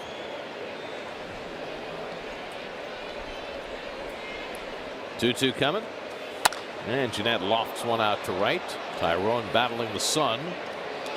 Has it figured out. 1 away. And 6 in a row retired by deGrom. And now Suarez was walked and grounded out 0 for 1. The Mets are trying to sweep a 4-game series from the Reds. The last time the Mets swept a 4-game series from the Reds at home 1997. It's 20 years ago. It's one ballpark. Has it been that long? That's when I came out of my cocoon, my baseball cocoon. I started watching baseball again in '97. Hiatus. The end of your withdrawal? I took a hike, got on a boat, and sailed away in the four corners of the world. So if I said to you, thus and such happened in 1995, you No idea. had no idea. I couldn't tell you. The only thing I remember was the very bad year that Klappich wrote the book about the worst team money could buy. That was 92, and then of course they were worse the next year in 93. I wouldn't know that. And then they had the strike in 94. You knew about that. I did, but I didn't really pay attention. That's when they struck the World Series, right? Right. Which was... Then they had the replacement players in spring training in 95. I vaguely remember that, yes. Started the season late after they settled the strike at the last moment before replacement players would have played in real games. That would have to be brain dead if I didn't remember those things. But it wasn't, baseball just wasn't part of my life. I had to get away from it. But I'm back. Why do you think that is? My career did not end the way I wanted it to. Ronnie has said the same thing about needing time off after his career was over. My career didn't end the way I would have liked it to end. I mean, I was embarrassed at my play in Cleveland. I couldn't play anymore. Rocket down the left field line. Foul. You are usually the last person to realize that maybe the sun is set on your career. And I went to Cleveland. I remember I had the collision against the Dodgers where I broke my kneecap. I missed a lot of season, but I thought I could come back from it. I lost, folks. I was not a slow runner, but I certainly wasn't a fast runner. When I went to Cleveland, I was so slow, I was embarrassed, and that season couldn't get over fast enough for me. Then I blew my back out in the off season. Preparing the couches for my kids to come for Christmas. It was a sectional couch, and I'd set it up in the front room so they can all three sleep. You couldn't on the couch. Couldn't have hired somebody. I woke up the next morning, went to get out of bed. There, my back blew out, and I had to get surgery. And I was almost, I can say that I was glad that I blew my back out because I didn't want to go back. Another year of my contract with Cleveland. I didn't want to go back and embarrass myself further. So during the years after you were done playing and before you came back to the game, did teams reach out to you trying to get you to coach or to manage or to broadcast or anything, or did folks just leave you alone? Just left me alone. Out of sight, out of mind. Right, and I didn't hold a press conference saying I was retiring either. I just MacArthur. So you haven't officially retired. You might return. Old soldiers just fade away. Yeah, but MacArthur said, "I shall return." Before he faded away. So Marty Noble, you know Marty, used to write, was a beat writer, a tremendous writer for Newsday. He called me and didn't realize, he didn't even know I had back surgery or that I had retired. And Marty was still working. 2-2 to Duvall. DeGrom just struck out Suarez for his 9th of the day. He's had 9 double-digit strikeout games already this year, and he's on the cusp of number 10.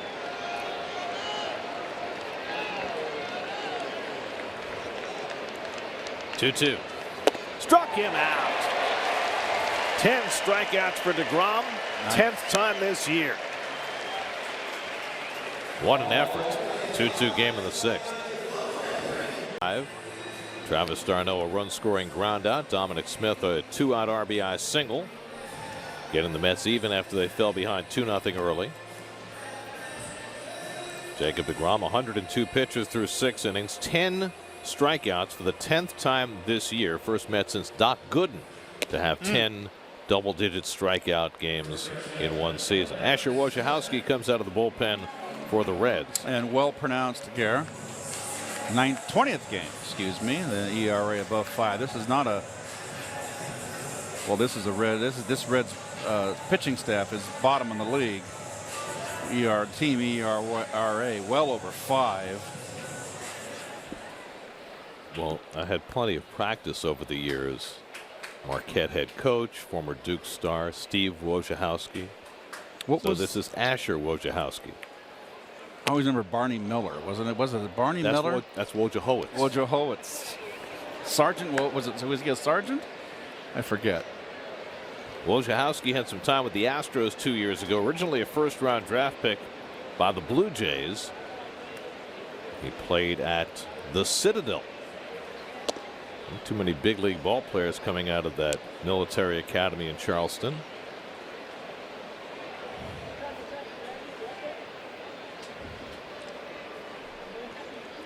2-0 to Smith, and Dom drives one out to right center field deep, back near the wall. That ball is out of here. Dominic Smith puts the Mets in front. His 5th home run, and the Mets lead for the first time today. It's 3-2.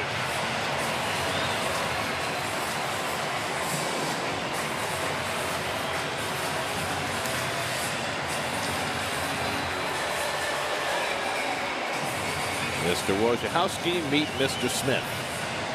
A rude greeting indeed. Well, pass ball up 2, and there he squares it up. And good for Dominic. And good for DeGrom, and good for the Mets. Now Ahmed Rosario, who's 0 for 2 in his return to the lineup. Well, he had a big hit last night to help the Mets stretch the lead. He has both the tying hit and the go-ahead hit today. So things getting better and better for Dom. 5 home runs, 16 runs driven in his first 103 at bats. And Rosario fouls off the slider, 1-2.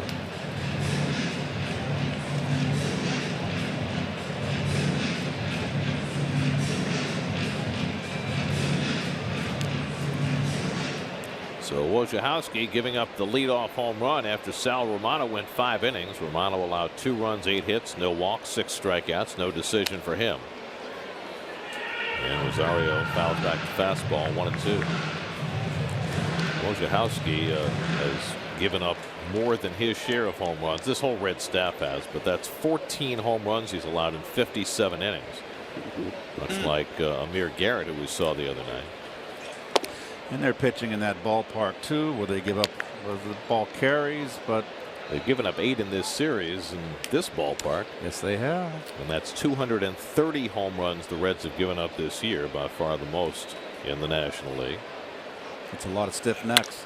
That's driven to center field, and Rosario has his first hit of the day. So Ahmed in his first game in a week in the starting lineup has a hard hit single, and the Mets have back-to-back hits against Wojciechowski. Gets his first hit, coming back. Get him going. Wojciechowski pitching too much upstairs. Home run by Smith upstairs, out over the plate, and the base hit right there upstairs, out over the plate. Rosario at first. He's got 4 stolen bases. Travis Tyrone at the plate. He's struck out in his 2 at-bats today. And he lifts one to right. Shoveler back a few strides on the warning track to make the catch. That ball carried well. But Tyrone is retired for the first out.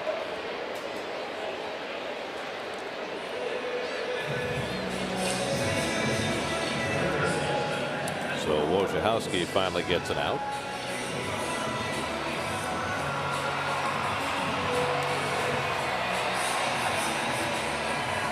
Now Matt Reynolds, who's 2 for 2, single to center in the second, then dunked a single into right field in the 4th. Wojciechowski, former first-round draft pick who has really been around the block.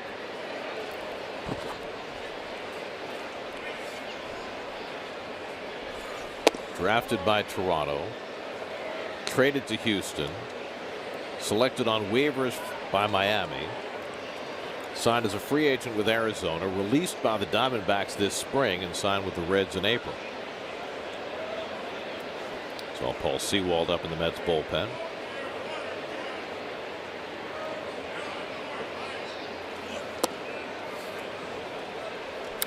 He's going to the breaking ball. His fastball has been ripped twice. As Drupal Cabrera out on deck to bat for DeGrom. So Jake appears to be done after 102 pitches over 6 innings. And won a last 5. That was for DeGrom. Held the fort while his team finally got him a lead. That's we're down 2-0 early. Fly ball center field. Plenty of room for Peraza. And back to make the catch. Rosario had thoughts of tagging up, but decided too late to go back and tag. And that's the second out. So now 2-away. And now Cabrera will pinch hit. As Drupal has been swinging a very hot bat. In fact, he has 4 consecutive multiple hit games for the second time this season. So DeGrom has a lead, and now it's up to the bullpen, which was spectacular yesterday, to try and hold it for him and get him his 15th win of the season.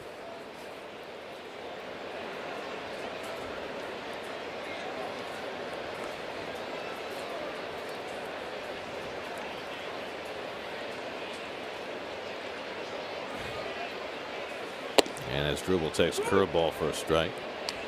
New York Mets baseball is brought to you by NYU Langone Hart.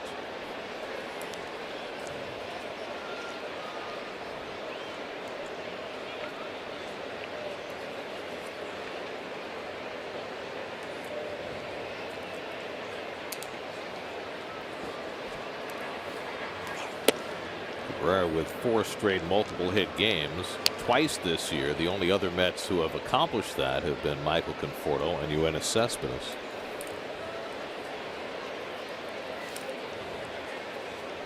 So he is 10 for 20 on this homestand.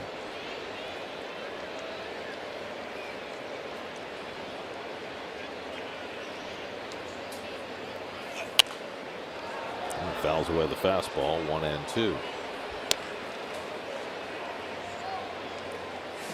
Armpit to armpit. Wojciechowski.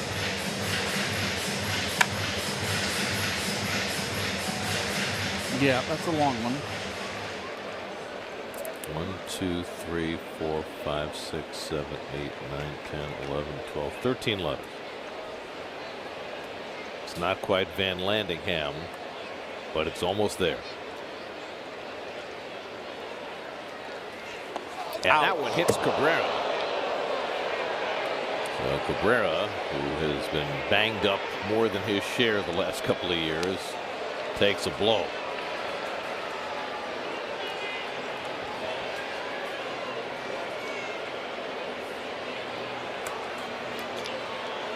Get him on the ankle.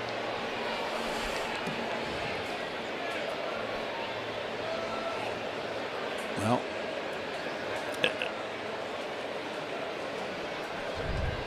here it is.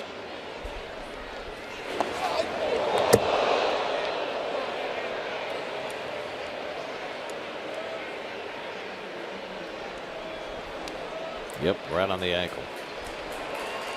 And they're going to have to get somebody to run for him as Cabrera comes out of the game. So he does his part as a pitch magnet. Is it going to be Cicchini? Could be Evans. Could be a No, pitcher. I'd keep Evans on the bench for a potential pinch hit. Like Lagares was going for his helmet. Yeah, Lagares would be the one. Then you can leave him in for defense. Yep, it's going to be one.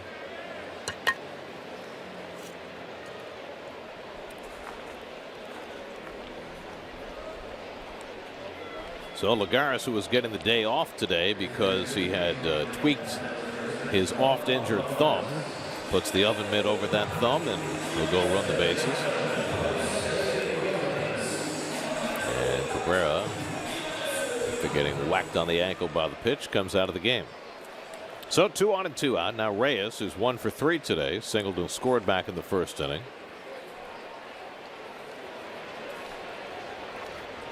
Rosario at second, Lagares at first. Good speed on the bases and at the plate. And Jose takes up and away for ball one. Reyes, by the way, 19 steals this year. Now has 507 for his career. He is second on the active list to Ichiro Suzuki by 1. Ichiro has 508 and Reyes has 507.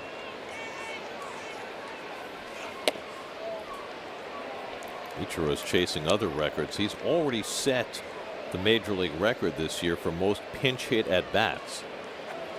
I think he has 88 or 89 last I checked, and he's chasing the record for most pinch hits in a season, which is 28, held by John Vanderwall with the Rockies.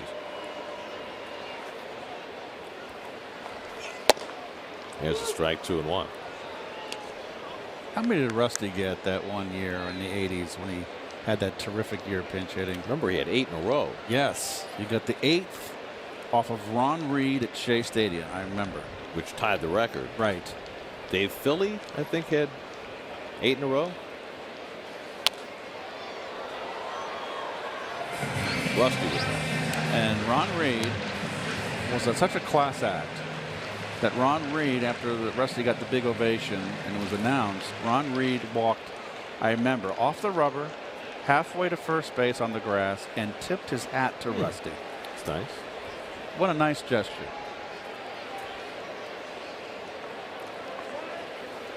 At least he didn't hug him like Sosa hugged McGuire. Well, jeez. In the middle of a pennant race. Well, it's, you know, it's a kinder, gentler world. It was. It was almost 20 years ago now. 2-2 to Reyes with 2 out and 2 on. And he goes around, did he, on the half swing? I don't think so.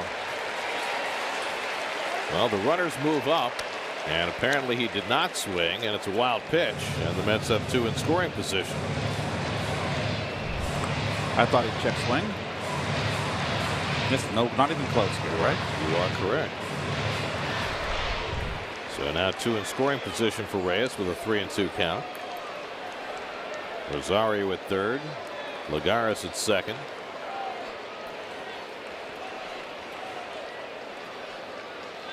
And Wojciechowski hesitant.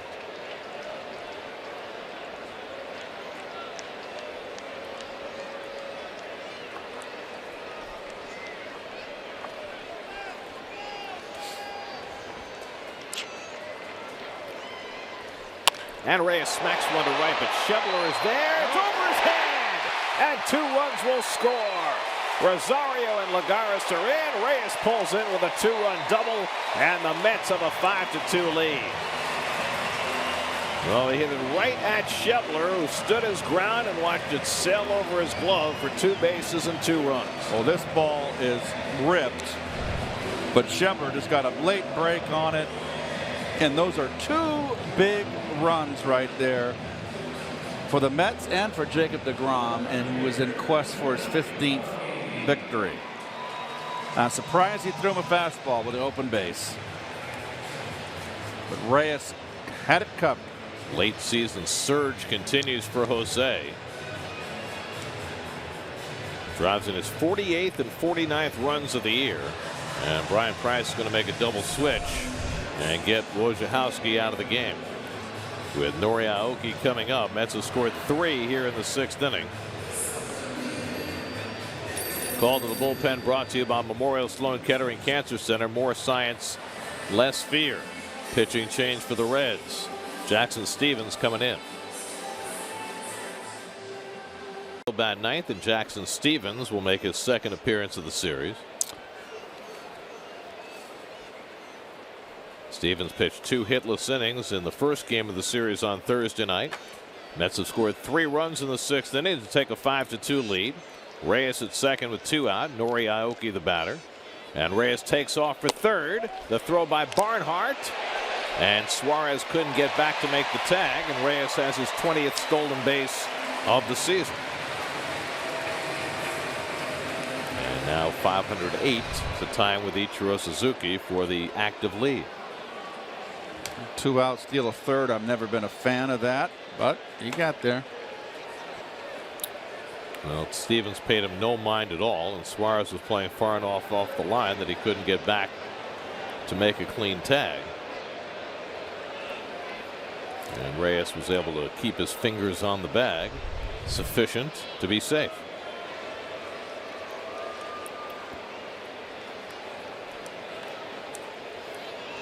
Mets have been stealing more bases coming down the stretch of the year.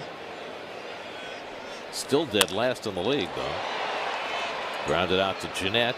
Aoki retired to end the inning, but the Mets put up a 3 spot in the 6th, fueled by Dominic Smith's home run. 5-2 Mets after 6.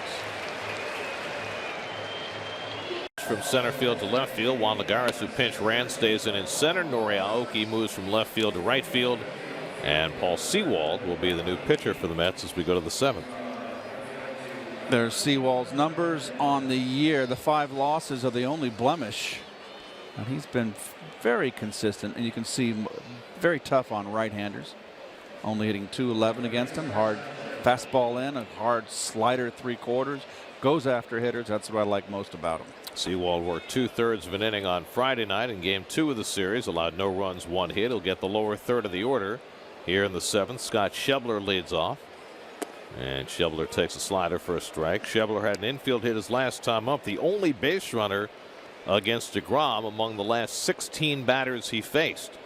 DeGrom had a rough first inning and then a tremendous last 5 innings. Mets fell behind 2-0. DeGrom held the fort and now in line to win his 15th of the year. He labored a little bit in the 2nd also, but that's when he started.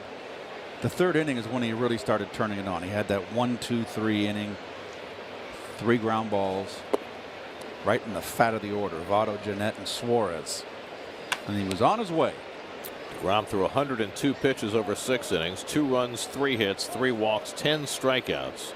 10th time this year he struck out 10 or more. First Met since Dwight Gooden to do that. Fastball inside, and Sewald falls behind Schebler.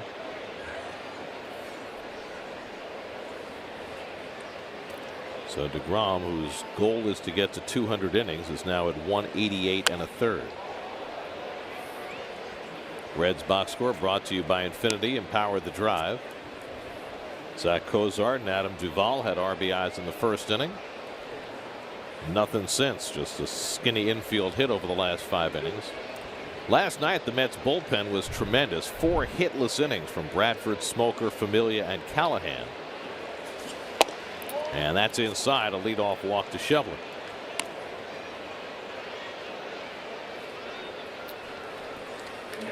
So Sewald missing narrowly with that 3-2 fastball, and now Tucker Barnhart, who has walked and struck out today, 0 for 1. Mets have 11 hits. The Reds have only 3. The Reds have scored just 6 runs in this 4-game series. And the Reds are not a good team because they have terrible pitching and not very good defense, but they are an outstanding offensive team, and the Mets have held them completely in check to this point. Barnhart fouls one away. Reds had 2 big offensive games against the Mets in Cincinnati. They scored 14 and 7 in their 2 wins. They were shut out in the other game by Rafael Montero and company. But in this series, their offense has not shown up. Well, they're 21 games under 500 on the road. 25 and 46 coming in. Lined in a right field, a base hit for Barnhart, and Schebler will pull in at second. So the first 2 men are on against Sewald here in the 7th. And that's just the 4th Cincinnati hit of the afternoon. So Reyes is double, 2 RBI double with 2 outs. Huge right now.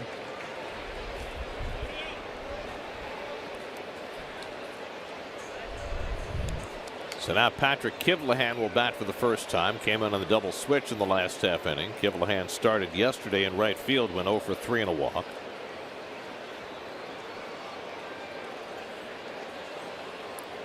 Schebler and Barnhart aboard. Kivlahan, born in West Nyack, went to high school at St. Joseph Metuchen. St. Joseph Montville, excuse me. Can't make that mistake. No. And then played football at Rutgers. Gary. Yeah. 162 game schedule. You do around 154. Not the point, Keith. I have to spend time this winter in New Jersey as part of my other job. I do not want my Jersey friends getting on me for mislocating St. Joseph Montville. You understand? Yeah. It's purely self-interest. It's your problem. That's exactly right. It's very well put.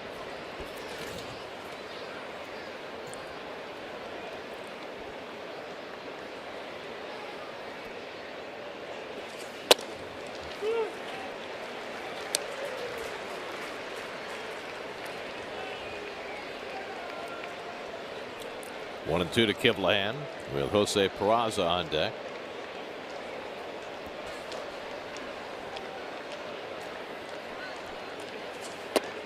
Tied him up, but he missed inside. 2-2.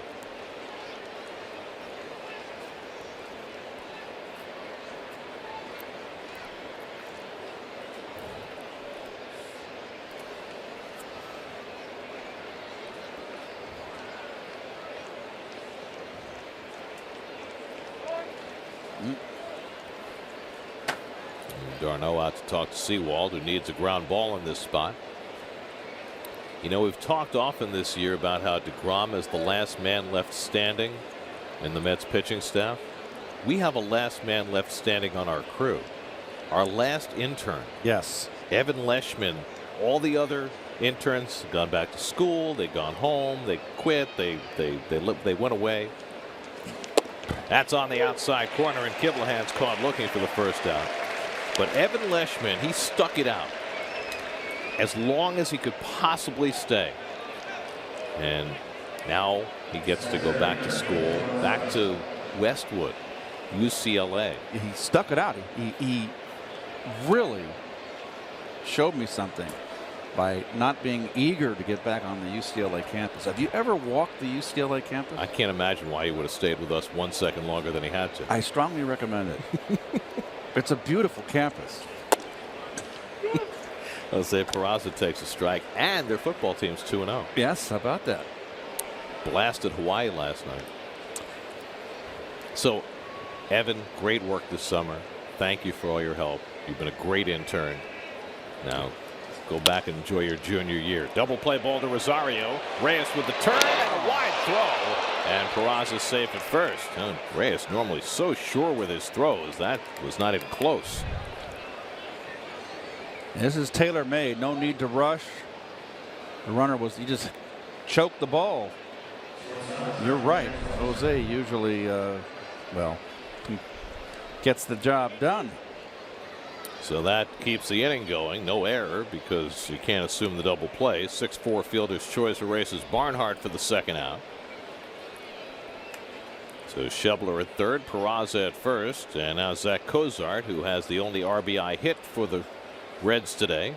A single to center in the first inning. DeGrom gave up a run before he ever got an out today. Gave up 2 in the first. Slider has Darno lunging. 1-0. Mets got a run in the first, tied it in the third, and then took the lead with 3 in the sixth. And now Sewald trying to hang on to that lead. Tying run at the plate, facing Cozart, who's got 18 home runs this year. I mentioned earlier that the Reds have hit 195 home runs this year. They have not homered yet in this series. In fact, it's the first time the Mets have gone 3 straight games without allowing a home run since late June.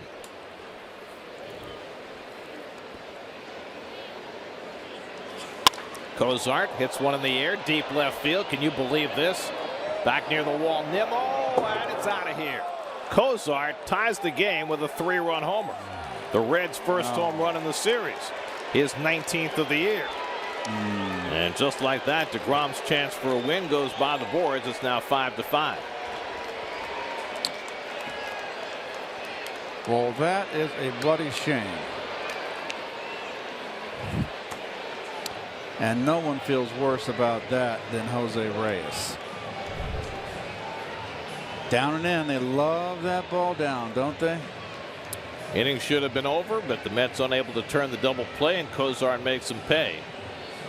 His 3-run homer gets the Reds back even in the 7th, much to the dismay of Paul Sewald, who gave up the home run. That's going to be the end of his afternoon. Call to the bullpen brought to you by Memorial Sloan Kettering Cancer Center. More science, less fear. We'll be right back.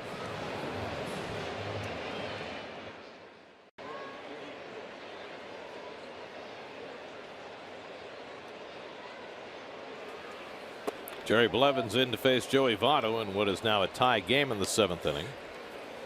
There's Jerry's numbers. Another fine season for the Mets.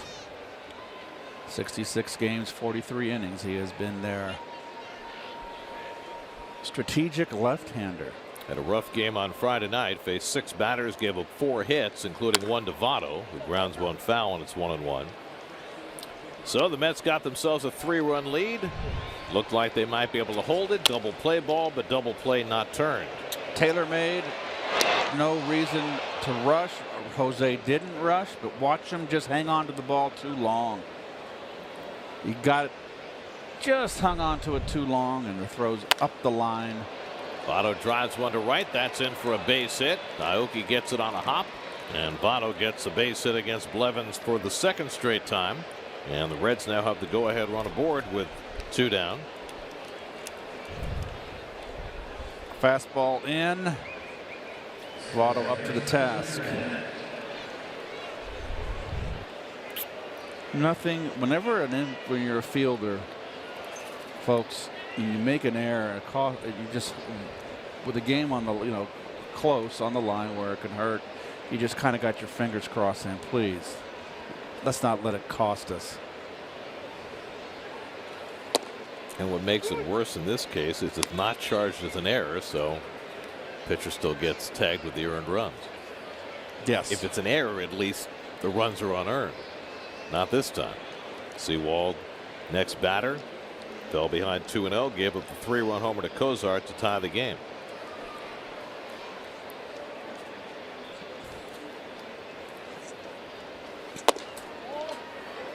One and 1 to Jeanette, who's 0 for 3 today. Struck out, grounded out, flied out. Well, the shame is that DeGrom pitched so well today and was in line for his 15th win. 3rd straight time he had tried for it, and he'll come up with a no decision today. His next start will be next weekend in Atlanta. And the curveball off the plate. 2-1 to Jeanette.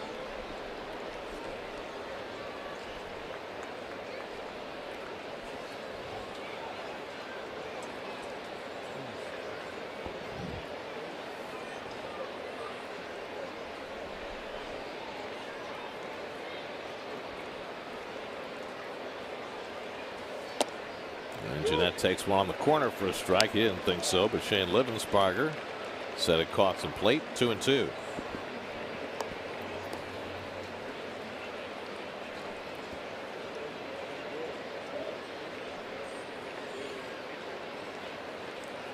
Jeanette 5 for 15 in this series. 2-2 from Blevins, and he fouls off the fastball. Jeanette had a hit against Blevins on Friday night. He took him to left field. One of the 4 hits that Jerry allowed in that game. The Reds had just 3 hits in the first 6 innings against DeGrom, but they've got 3 hits and 3 runs in this inning. Raisel Iglesias, who's the Reds closer, is up. Iglesias has been known for his long save opportunities. Strike 3 called. Got him looking at a fastball, and that ends the inning. But a damaging inning for New York, and Jeanette's just been thrown out of the game. Jeanette threw his bat, his helmet, and his shin guard, and Shane Livensparger just threw him out of the game. And Brian Price is going to come out and take up Jeanette's case.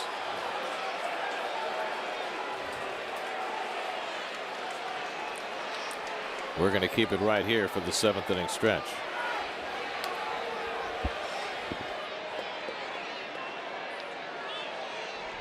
PR3 pitch aboard the USS Kearsarge.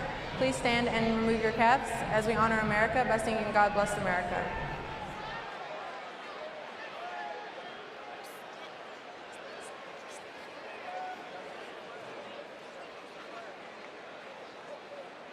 Ladies and gentlemen, please welcome NYPD Police Officer Makia Brown.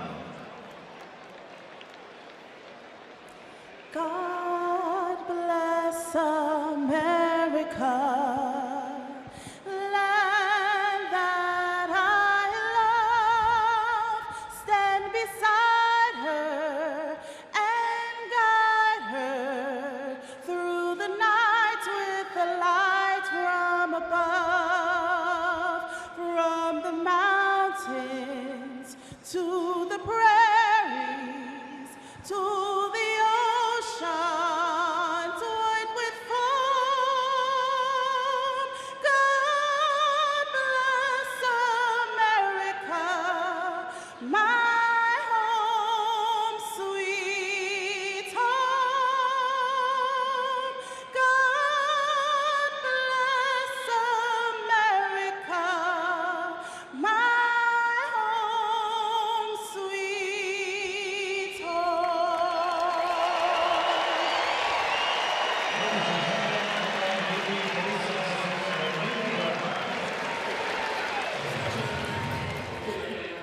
Out on strikes. There was a pitch earlier in the at-bat Jeanette was not happy about, and that was strike 3. And so Jeanette dropped the bat, spiked the helmet, and Shane Livensparger took exception to that. Jeanette tossed the shin guard away, and then Livensparger ejected him. Then Brian Price, the manager, came out to argue, but in the middle of the argument realized they were playing God Bless America, so he stopped the argument, took off his cap, was respectful for the playing of God Bless America, and as soon as God Bless America was over, he went right back at it. That's got to be in a movie. Zach Vinci comes in to play second base to replace Jeanette. I mean, it was funny because we were watching them argue as God Bless America was about to be sung, and we wondered if he'd stop, and he did. He took off his hat very respectfully. Jackson Stevens got an out to end the 6th inning. He'll stay in for the 7th to face Brandon Nimmo. Can't make it up. So Vinci now playing second base, replacing the ejected Jeanette. Nimmo 1 for 3 today, and he takes the curveball out of the strike zone from Stevens. 1-1. Mets were down 2-0, up 5-2, but Zack Cozart's 3-run homer has tied the game, and that got Sal Romano off the hook, much to the delight of his assembled multitudes down the third baseline.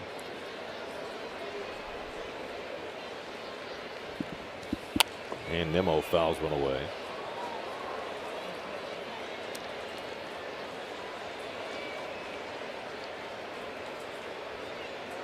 Travis d'Arnaud on deck, and then Dominic Smith for the Mets in the 7th.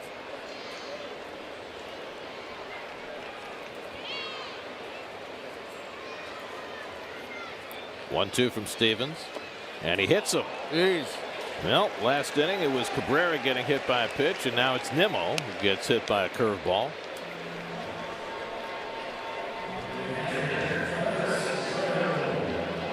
And the Mets get the tie-breaking run aboard with nobody out.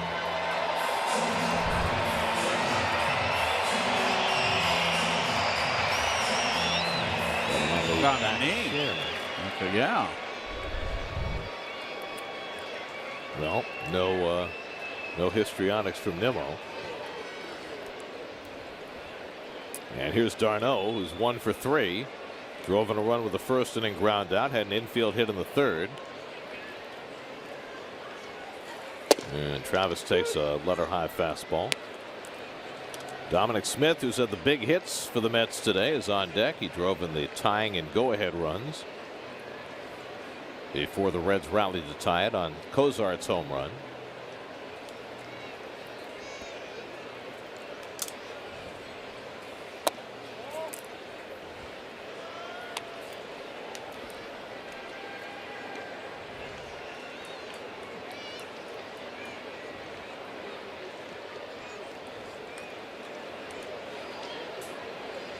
Nimmo at first, 2 stolen bases on the year, and Stevens checks in on him.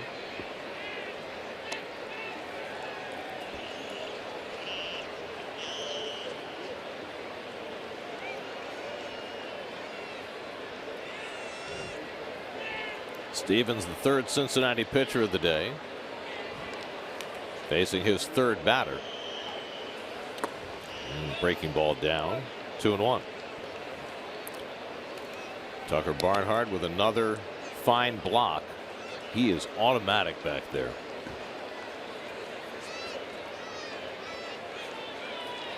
Are they calling signs? Are they calling pitches from the bench?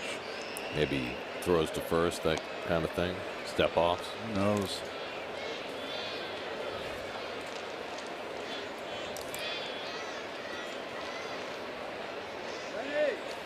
We've seen the Reds 7 games the last 2 weeks, and Barnhart can't help but impress you with the way he stops balls in the dirt. He's very athletic. Notice how he bends over at the waist on the block. He gets the angle of his upper body towards the pitcher, and that adds more to smothering. If you're erect, straight up and down, the ball can go bounce to the right, to the left, over your head. So that angle down is, he's really adept at that, and he's very quick with his feet.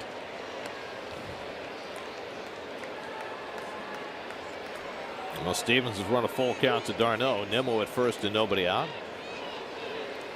See if he's in motion here.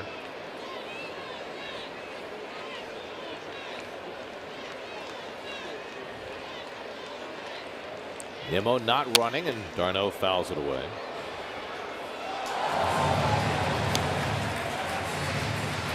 Nice catch down below.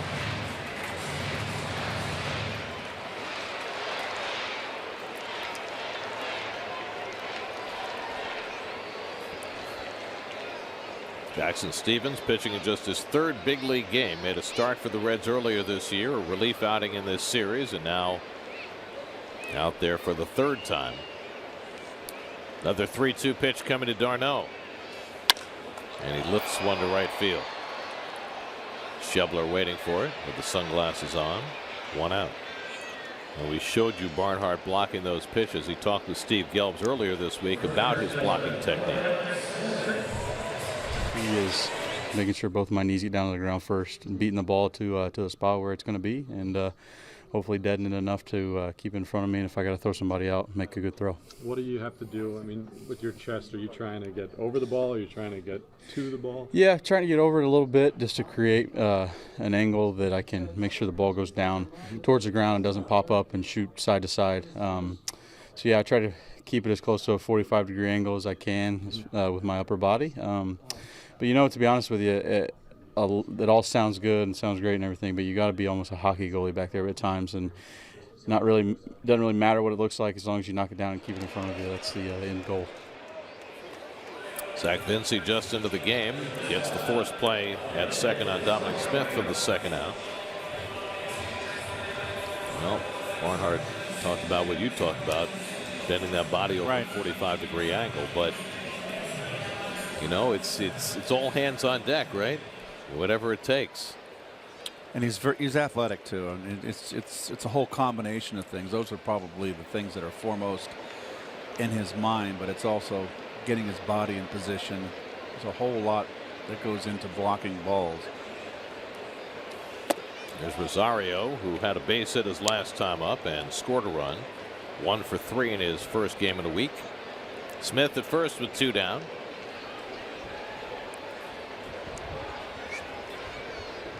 Pitcher spot due up next for New York. Phillip Evans out on deck. And slider off the plate from Stevens, 2-0. Mets have Jerry's Familia up in the bullpen. Familia, who's been pitching better and better. Now ready for some more high leverage situations. And he's getting ready for the 8th. 2-0 to Rosario. And Ahmed swings and fouls one off, 2-1.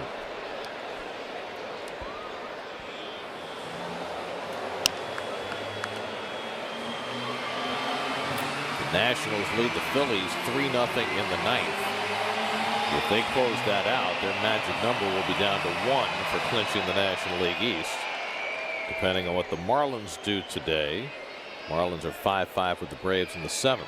So the Nats could conceivably clinch today if they win and Miami loses. 2-1 coming, and Rosario takes inside, 3-1.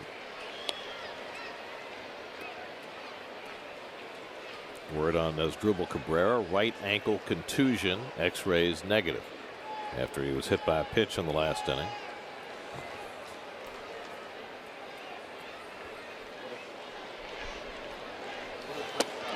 And that's outside, ball 4, and Rosario draws a rare walk, only the third he's drawn in the big leagues. 113 official at bats, and now the Mets have 2 men on, and Phillip Evans will come up to pinch hit on his 25th birthday. Early birthday present for Phillip yesterday. He picked up his first big league hit, a pinch hit double, and now he'll come up to bat with a chance to give the Mets a lead.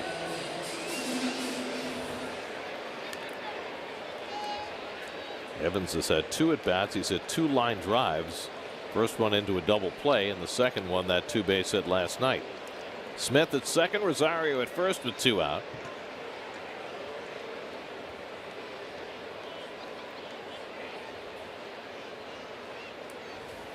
And Evans watches the slide around the corner, 0-1.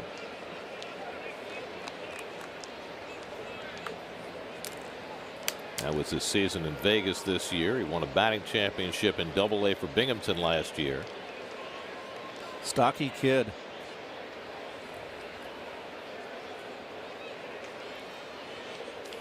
Right up on the plate, and Stevens moves him back. A ball and a strike. Well, the Mets drafted Phillip Evans out of high school, and it's taken him a while because he's had all sorts of injury problems to deal with. But he's been healthy the last year and a half. And now getting his first crack at big league action. Batting in a tie game in the 7th. And he fouls one away. And now it's 1-2.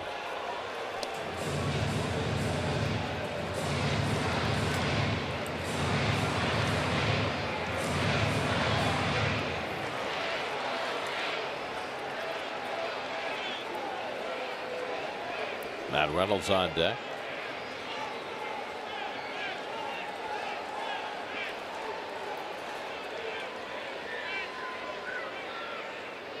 Pop him a slider here, I believe. Let's see. 1-2 coming. And he lays off. It bounces away from Barnhart, and the runners will move up. Throw down to third, though, and Smith is out. Smith took his time going to third, and Barnhart gunned him down. And that ends the inning. Wow. Now, Barnhart couldn't block that one the way he described earlier. Dominic Smith, though, not running full speed from second to third, and Barnhart took him out. Well, he's running there. He who hesitates is lost. He just hesitated. And Barnhart, who did backhanded that breaking ball. Look at that beautiful tag. So the Mets lose an opportunity in the 7th, still 5-5.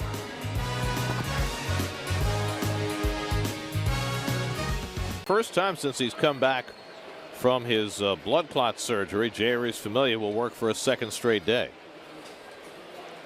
Well, he's pitched much better now. His first outing was, remember, it was shaky, and rightly you would expect that, but he is starting to get that sinker back. Eugenio Suarez leads off, takes a slider for a strike. Suarez 0 for 2 and a walk. Familia yesterday worked a 1-2-3 8th inning. And now coming right back less than 24 hours later. Pitcher spot 2 up next for the Reds. Phillip Ervin is out on deck. And that's inside to Suarez, 1-1. Well, Dominic Smith ran as hard as he could once he got going. But Barnhart is just too quick to it and gunned him down. A little bit of hesitation and a great recovery from Barnhart and a perfect throw. Sinker misses inside, 2-1 to Suarez.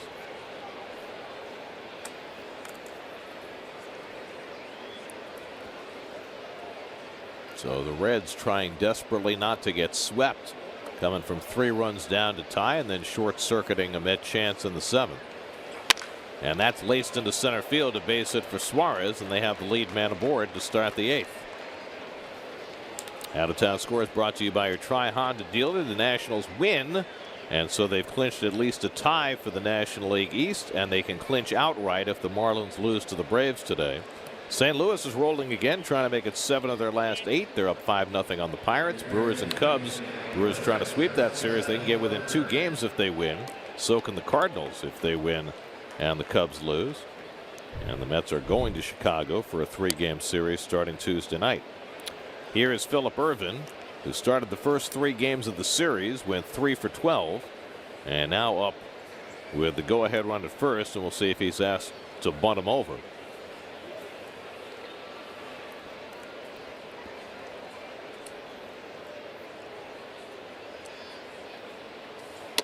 And it runs inside as he squares. Ball 1. Scott Schebler, left-hand hitter, on deck. Irvin takes a long look down at Billy Hatcher, his third base coach, to see if the bunt is still on. Reynolds playing on the cutout at third, expecting a bunt.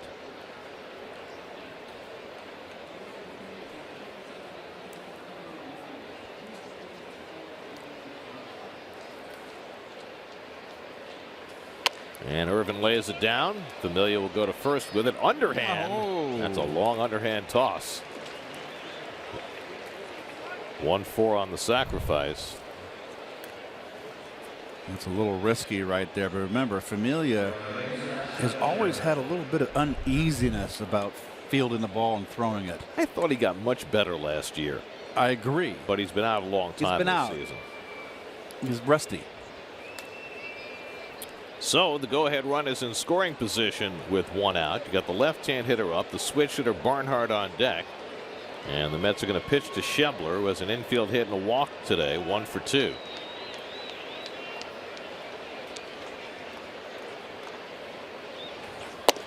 And the slider misses outside for ball 1. Jacob deGrom went 6, allowed 2 runs, 3 hits, struck out 10. Mets had a 5-2 lead for him, but Paul Sewald gave up a 3-run homer to Zack Cozart in the 7th after the Mets failed to turn a double play that would have ended the inning.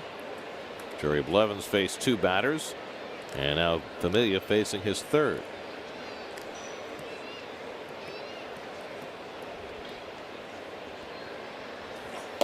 Another slider, and that one misses as well, and now it's 2-0. And he's pitching to Schebler as though he doesn't really want much of a part of him. Barnhart on deck.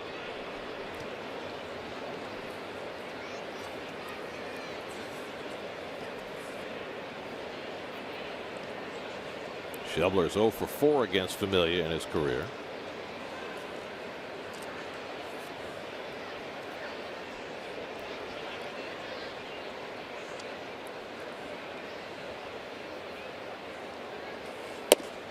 And another slider. So he throws him 3 sliders in a row. He's behind 3-0. Wouldn't you just put him on at this point? And that's exactly what they'll do. They'll give him intentional ball 4 without throwing a pitch. And that'll put 2 men on for Barnhart.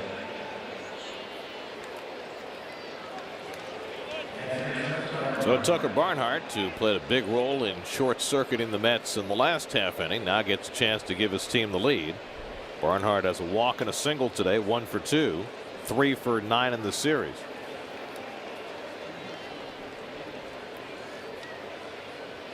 So Familia working back-to-back days for the first time since coming off the DL. Finds some trouble here in the 8th.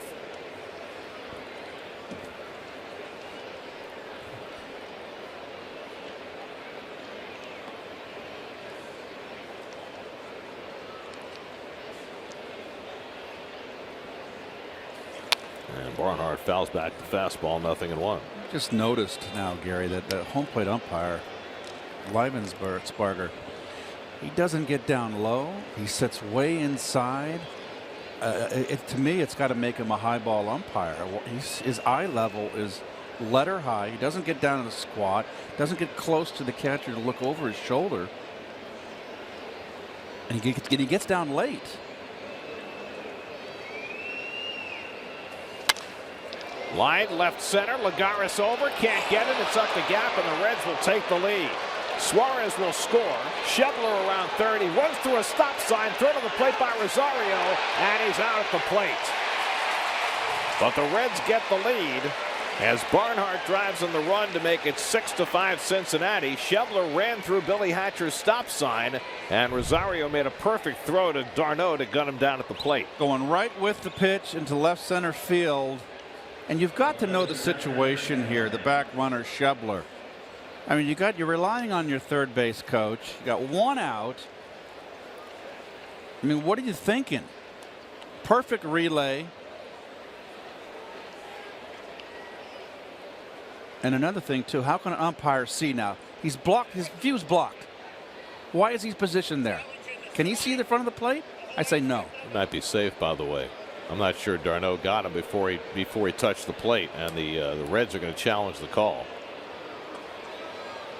I mean, the ball got there in time, but d'Arnaud was sitting in a spot where he was giving him the plate to slide at. And I don't know if he tagged him in time or not. But everybody's in that picture here. I don't know what Schebler's thinking here.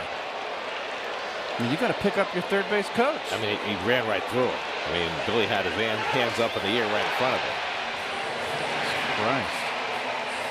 And Rosario made a terrific throw. He sure did. Perfect one hopper. I don't understand why the umpire. I cannot see the plate from there. He's out of position. Well, there's no way he can see through d'Arnaud to see the foot. But the question is, did d'Arnaud get the tag before he hit the plate? I don't think he did. I think he's safe. What do you think? It could be overturned. Well, play under review brought to you by your local Chevy dealers. Ted Barrett's crew and Brian Gorman's crew have spent the week in the replay center in Chelsea. Boy, oh boy. The hell's. Now, here's what I can't believe. They're challenging the play at the plate, the call, but the Reds are also challenging that d'Arnaud illegally blocked the plate. He did not. Not only did he not illegally block the plate, he didn't block the plate at all. No. If he had blocked the plate, he would have been out. He gave him the plate to slide at. That's why he got there safely. I mean, that's just ridiculous. He has the ball anyway. I think he's going to be out. I don't think they're going to overturn this. Well, the umpire's got to get in that inside the third base line. Terrible positioning. Well, if they do overturn the call, it would certainly bail out Scott Schebler, who made a big mistake running through a stop sign. And we'll wait and see. Either way, the Reds have the lead. Suarez came home on the Barnhart double after the Mets intentionally walked Schebler. Lagares had no chance to catch that ball in the gap, but scrambled back to the fence to get it and start the 8-6-2 play at the plate. Here is that play at the plate with the tag. Oh! I don't think he got him. I'm not sure he ever tagged him at all, Keith. So that's a bad tag by d'Arnaud. He sweeped.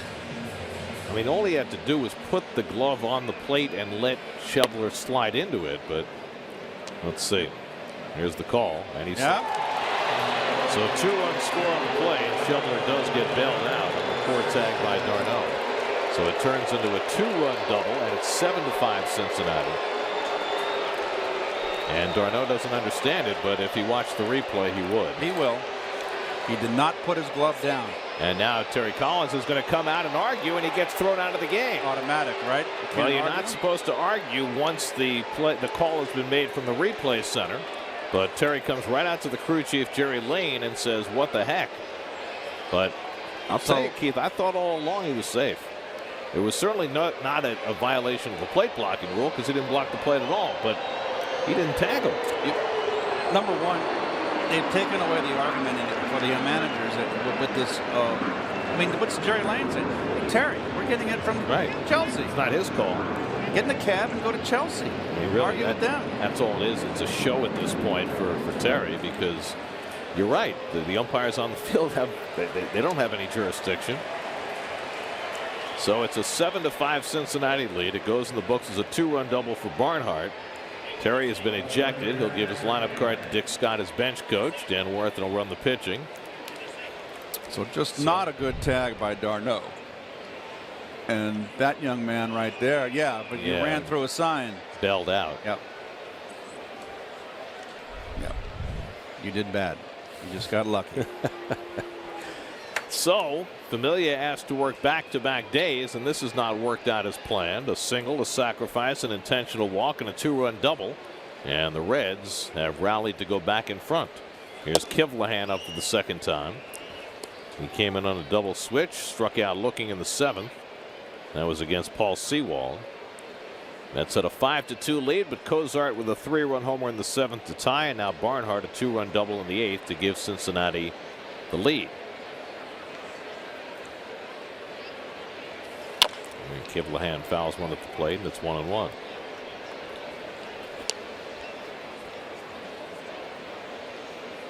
The Marlins have just gone in front of the Braves 6-5 in the 8th, so they may stave off elimination for another day. Brewers have gone in front of the Cubs 3-1 in the 6th, trying to sweep that series and get within 2 games of Chicago. Fastball inside, 2-1.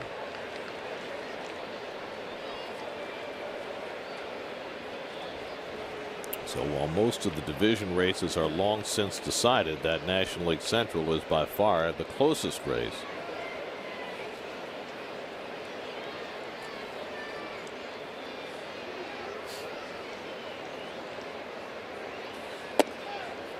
And Familia really struggling. Not getting that slider anywhere close, and it's 3-1. Josh Smoker is up in the Mets bullpen.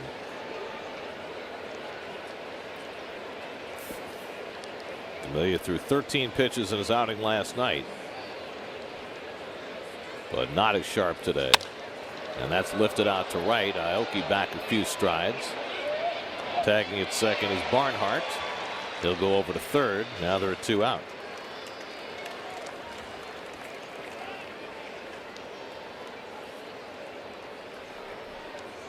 And it's left to Jose Peraza, who's 1 for 4 today. Singled, stole a base, scored a run back in the first. In fact, he scored 2 runs today.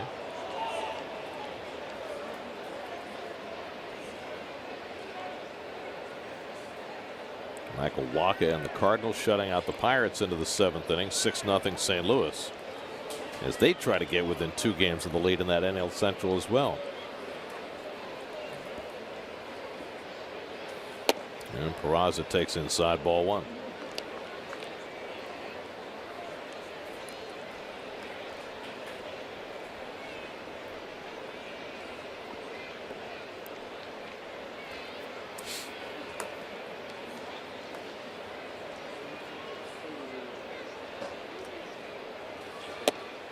And another slider that misses badly, 2-0.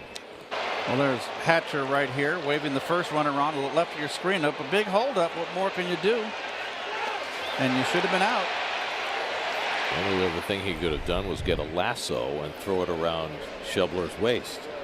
Or grab him, tackle him. I don't think either one of those things is within the rules. Believe it or not, Chuck Heller, former New York Met, was Whitey Herzog. Brought him over when he took over our ball club in St. Louis, was our third base coach, and we were playing in Three River Stadium one afternoon, and Chuck waved the runner home and then decided he made a mistake, and he grabbed our runner. No, he did. Chuck Heller. And I assume the runner was called out. Called out, absolutely. We let Chuck have it. For the longest time, we let him have it. Chuck was the nicest guy. He was a sweetheart. Yeah, he was with the Mets as a coach for a while. He wasn't he the first National Leaguer to hit a grand slam in the World Series for the Giants in '62? 62. I remember that Chuck Heller was outside, ball 4. Peraza's on, second walk of the inning for Familia. And Jose Pagan for that Giant team played shortstop. Hiller played second. You had Cepeda at first. You had Davenport at third. McCovey in left. Mays in center, and was it Philippe Lou in right, or was it Willie Kirkland? Let's going back. That's your team, Keith. I think Felipe Alou. Was he still with the Giants in '62, or was he traded? Dan Warthen out to talk to Familia, who is trying to struggle his way through this 7th. Meanwhile, we'll let you know that New York Mets baseball is brought to you by Honda. Great deals are waiting at your Honda dealers. Well, first and third and 2 out, and here is Zack Cozart, who tied this game with a 3-run homer in the 7th. He also had an RBI single in the first, so a 4 RBI afternoon for Cozart, and a chance for more here. With Barnhart at third and Peraza at first. Peraza can steal a base, and he runs first pitch, and there'll be no throw. His second stolen base of the day, his 22nd of the year, as Familia paid him no mind. And now there are two in scoring position. And the inning continues to unravel for Senor Familia. So it was Felipe Alou in right field in 62 for those Giants. He was my favorite player on that Giant team. Really, with all the talent on that team, Cepeda and Mays and McCovey. Well, McCovey just came up. Remember, that was the year he 59. You're right, but he was okay, fine. But my dad really loved Felipe Alou and Great player. The way he hit. And you know how your parents can influence you. The eldest of the Alou brothers. And the best player. And really one of the great gentlemen of the game. Terrific manager, too. He did a great job at Montreal. Yes, he did. 3-0 now to Cozart with Votto on deck. This will be Familia's last batter. If Votto comes up, I'm certain they'll bring Smoker in. And that's ball 4 to Cozart, and that loads the bases, and that'll be the end of the line for Familia. So after a couple of really good outings in a row, Familia tries to go back-to-back, and it just doesn't work out. Dick Scott will come out and make the pitching change with Terry Collins having been ejected, and Smoker will come in to face Votto with the bases full. This call to the bullpen is brought to you by Memorial Sloan Kettering Cancer Center. More science, less fear. From September 15th through the 17th for 3 unforgettable nights of music. The star-studded lineup includes Jay-Z, the Red Hot Chili Peppers, Gorillaz, Future, Keith's personal favorite, Nas, Weezer, and more. Purchase tickets at themeadowsnyc.com. Josh Smoker got his only batter out yesterday. He comes in to face Joey Votto with the bases loaded, trying to keep the Mets in this game. Down 7-5 in the 8th. And Votto lays off the first pitch slider, 1-0. Third appearance in this series for Josh. He got an inning in that first game of the series, a scoreless inning, 3 strikeouts. Well, Familia was left out there for 25 pitches, working back-to-back for the first time since the DL. It was clear from the beginning he was not as sharp as last night. I was a little surprised they stayed with him as long as they did. Only because it had been the first time going back-to-back. Dicey pitch here, missed with 2 breaking balls. Gary, bases loaded, 2-0 count. And he grounds one down to first. It stays fair, and Smith makes the play on Votto to end the inning. But the Reds grab the lead on the Tucker Barnhart 2-run double against Familia. 7-5 going to the bottom of the 8th. Picks morning news crew with breaking news, traffic, and sports, plus the latest weather to keep you in the know. Mornings from 5 to 9 on the Pix 11 Morning News, New York's very own. We go to the bottom of the 8th inning. Philip Ervin stays in the game in center field for the Reds, and the Cincinnati closer Raisel Iglesias will come in to try for a 6-out save. This is nothing new for Iglesias. He has more 2-inning saves than anybody else in baseball this year, 7 of them already this year. And almost 70 innings pitched with an ERA below 2 in any ballpark, but let alone in Cincinnati in that bandbox. That's outstanding. Well, the Mets got screwed up really badly by Dominic Smith getting thrown out on the potential wild pitch to end the 7th. Not only did it end a threat, but it also left the pitcher's spot again to lead off. Remember, Phillip Evans was pinch hitting. So they lost Evans, and now they have to use another pinch hitter to start the 8th with Gavin Cecchini coming up. And that leaves the Mets with only 1 player left on their bench, which is amazing that can happen in September. But the Mets have only Kevin Plawecki left in the dugout. Cecchini flies one out to right, and Schebler coming toward the line. Puts it away, 1 out. So Jackson Stevens is now pitcher of record on the long side for Cincinnati in his 3rd major league appearance. He went an inning and a 3rd, allowed no runs, no hits. A hit batsman, a walk, but got that big out at third base on the short wild pitch. And so now the Reds have the lead. Here's Reynolds, who's 2 for 3 today. Hitting in the 8th spot, Juan Lagares on deck. And the slider swung and missed, 0-1. Iglesias, in a lost season for the Reds pitching staff, has been their shining light. Reynolds pops one up, shallow center. Vince out. He makes the call and puts it away, 2 out. So very quickly, Iglesias has set down the first 2. This is how you get 6-out saves, by getting the first 2 outs on 4 pitches. And now Lagares will come up for the first time. He pinch ran after Cabrera was hit on the ankle by a pitch in the 6th inning and then stayed in center field.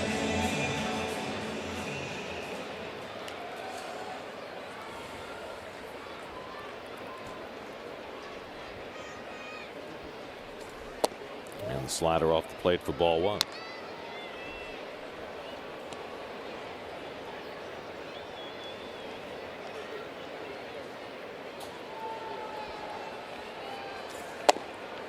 Fastball for a strike at 97. Raisel Iglesias, 27 years old. Native of Cuba, in his 3rd big league season. When he first came to the Reds, they tried him as a starter in 2015. He made 16 starts that year. Made the transition to the bullpen last year, and this year made the move to full-time closer. 25 saves this year for a last-place team. But Brian Price, right from the beginning this year, has used his relievers differently from most teams, using them for extended outings. And Iglesias has been a big part of that.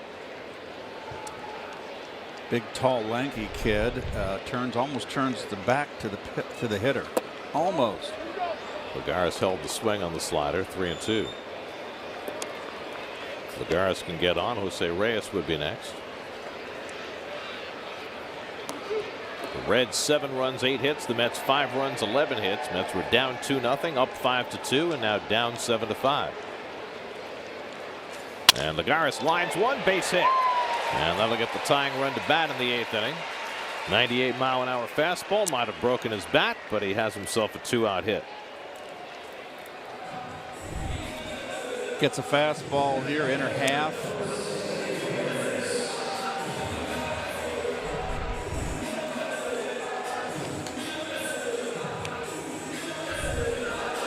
Oh, there's number 26 staring you right in the face, which means his back is pretty much turned to the hitter. Looking over his shoulder.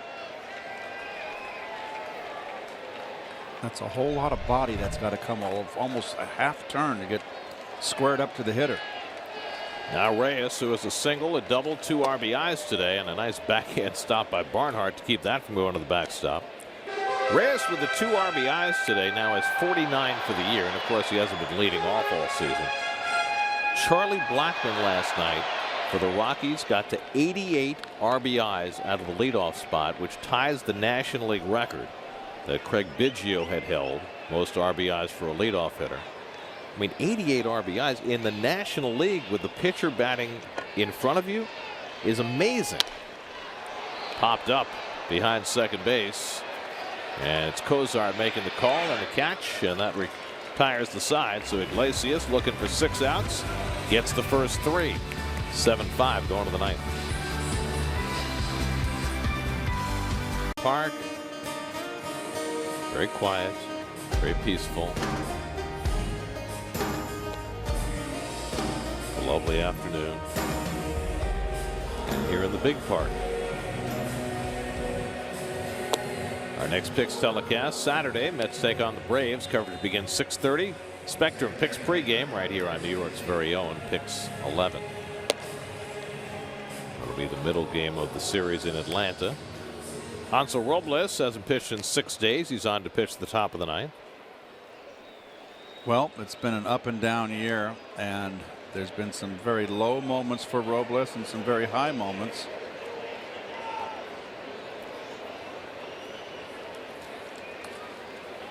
Robles last pitched in Houston.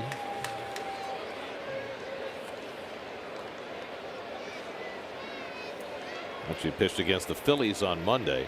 Anyway, here is Zach Vinci, and he gets hit by Robles' first pitch. After 2 Mets were hit in the last couple of innings, both Cabrera and Nimmo, Vinci gets drilled by Robles' first pitch.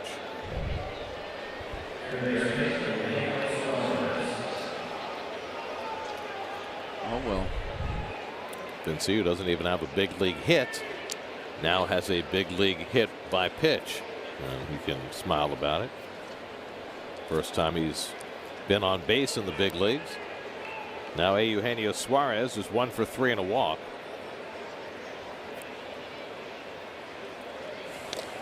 Mets came into today with visions of doing something they had not done all year, and it seems like a rather simple proposition: sweeping a series at home. Mets have not swept a series at home all year. And it would have had to been a 4-game series. Line into left field, a base hit for Suarez. So 2 pitches by Robles, and the Reds have 2 men on. Second hit of the day for Suarez. And so now Cincinnati threatening to tack on to their 7-5 lead.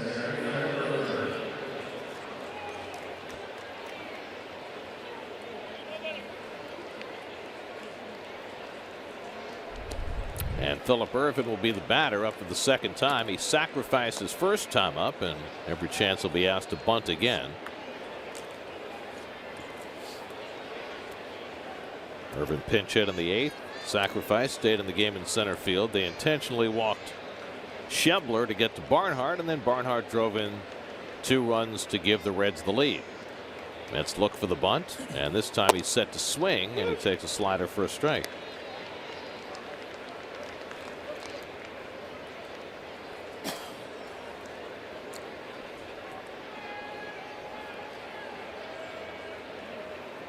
Reynolds stays even with the bag. Smith drops back at first base.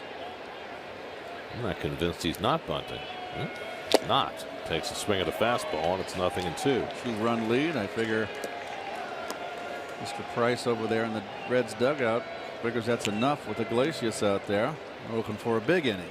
Either way, it's a big inning if you bunt or let him swing. Potential for one. It certainly worked out for him having Ervin bunt the last time. But not this time. Vinci at second, Suarez at first with nobody out. And Ervin goes down on 3 pitches for the first out of the inning. I'd say it worked better the last time. Just a fastball thrown by him. Up and pretty much the middle. So 1 away. Now Schebler, who's been on base 3 times, an infield hit and 2 walks. He scored 2 runs. He scored in the 8th inning by running through a stop sign, was called out at the plate, but then it was overturned because the Darno did not get the tag down in time. Terry Collins came out to argue the overturned call and got himself ejected. It's kind of like arguing the overturned call is kind of like talking to the wall, because, you know, the wall has as much to do with making the call as the umpire on the field did. But Terry got a chance to vent anyway, and now he has a seat in his office to watch the rest of the game. I don't know, in a season like this, how Terry hasn't exploded from frustration dozens of times. Just another part of the game that they've taken away. You know, as a fan, you like managers arguing with the umpires, and it's not in the game anymore. It's just upside down.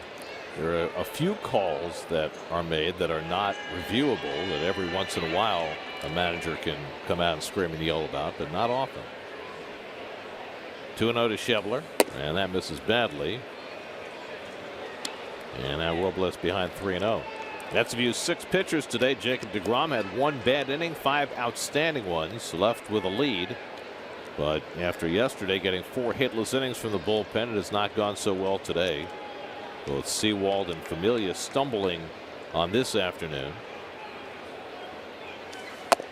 And Schebler takes a strike, 3-1. Well, they've gone to the 9th in Atlanta. Marlins 7, Braves 5. If that holds up, then the Nats will have to wait till tomorrow to clinch the National League East after Washington won their game, beating the Phillies 3-2 behind Steven Strasburg, who was tremendous again today. Into shallow left. Nimmo coming on. Rosario going back, and it's Nimmo who makes the catch for the second out.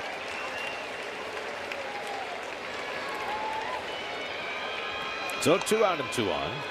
And now Barnhart, who has the big hit in this game. 2-run double in the 8th that snapped a 5-5 tie. He's also got a single and a walk, 2 for 3 on the afternoon. In the last of the 9th, the Mets will be due to send up 2, 3, and 4 in the order. Aoki, Nimmo, and d'Arnaud. And if anybody gets on Dominic Smith, who's already had a couple of big hits today. Nobody up in the Reds bullpen. Iglesias, who got 3 outs in the 8th, will be looking for the save in the 9th. And a fastball for a strike to Barnhart.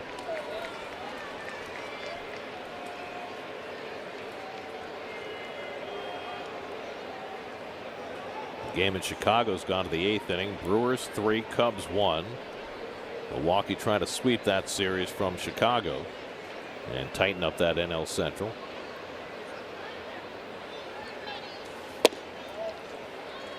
Ball and a strike to Barnhart.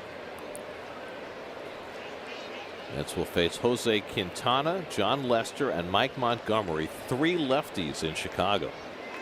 How often do you see that in a 3-game series?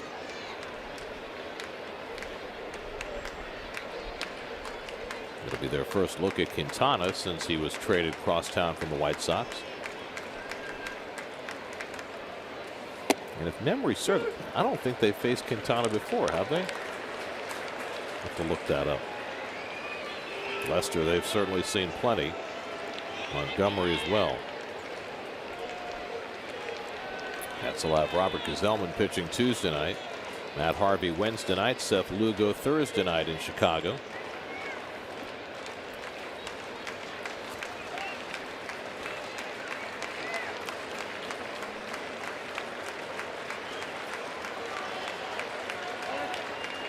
Arno needs to go through the signs again.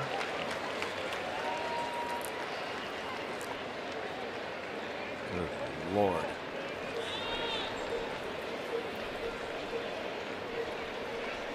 One and 2 to Barnhart.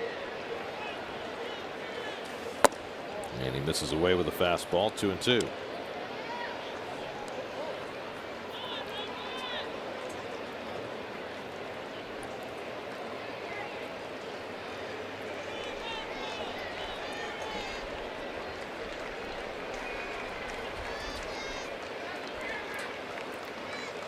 Two out, 2 on, 2-2 to Barnhart. Just missed. Levin Sparger certainly could have put up his right hand there, declined to do so, and now it's 3-2.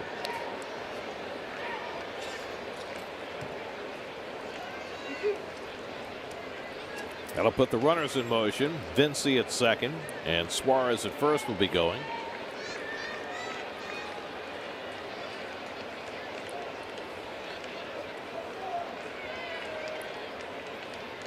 Three-two coming. Drive in the air, deep right field, down the line. That ball is out of here. A 3-run homer for Tucker Barnhart. 5 RBIs in the last 2 innings for the Reds catcher. And he breaks this game open with his 6th home run of the year. It is now 10-5 Cincinnati.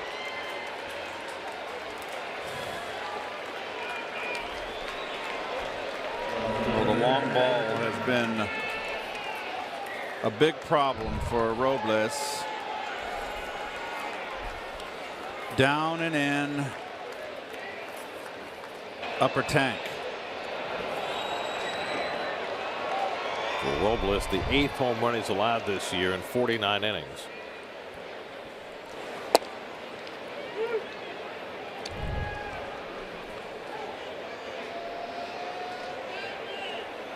Well, that's right downstairs where all hitters used to be just left-handers, but now everybody likes it down there, and he golfed it right out of the ballpark. Well, Tucker Barnhart, the last 3 innings, a single, a double, a home run, 5 RBIs, a new career high in runs batted in for a game, and he threw out a runner at third base to short circuit a Mets rally along the way. He has had himself quite an afternoon.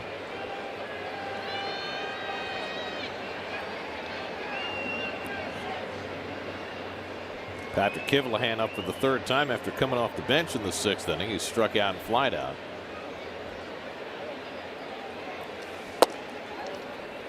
And Robles falls behind him 3-1. The Mets have faced Jose Quintana before, facing with the White Sox.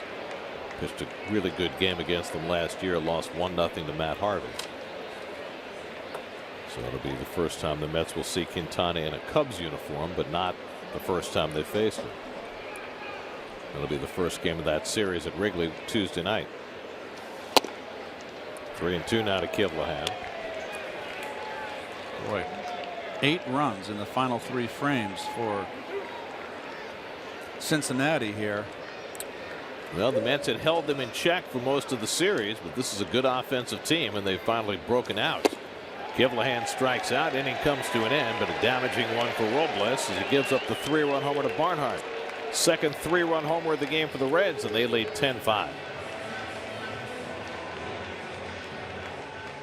Cincinnati.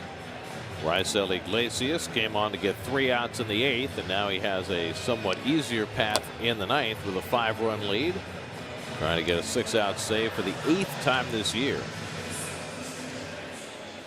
Meanwhile, the Mets pitching staff has now given up 10 or more runs 15 times this year. I believe it was 6 times last year and 15 times this year. Nori Aoki leads off the last of the 9th, 1 for 4. He doubled back in the 1st inning. Iglesias trying to get the save. Jackson Stevens, pitcher of record on the long side for the Reds, and Aoki takes ball 1. Brandon Nimmo on deck, and then Travis d'Arnaud for the Mets in the 9th. Mets have out hit the Reds 12-10, but a pair of crushing 3-run homers, one by Cozart to tie it in the 7th, and one by Barnhart a moment ago to expand the Reds' lead.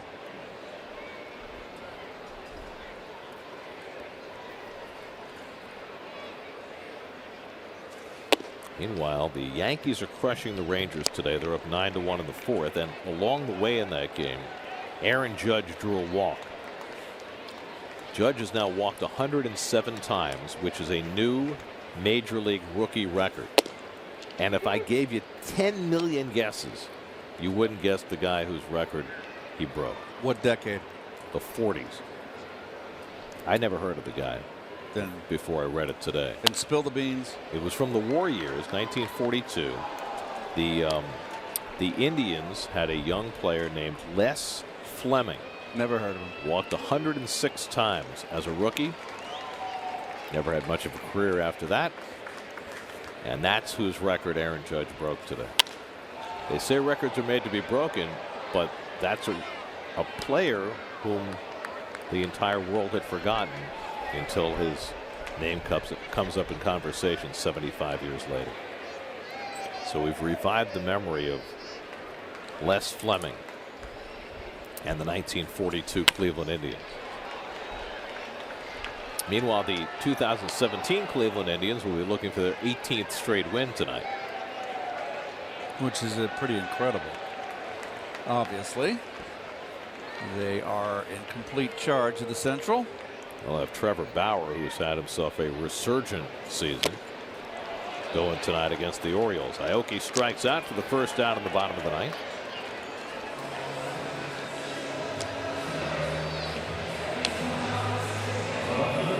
And that Brandon Nimmo has been on base twice in this game with a single and a hit by pitch.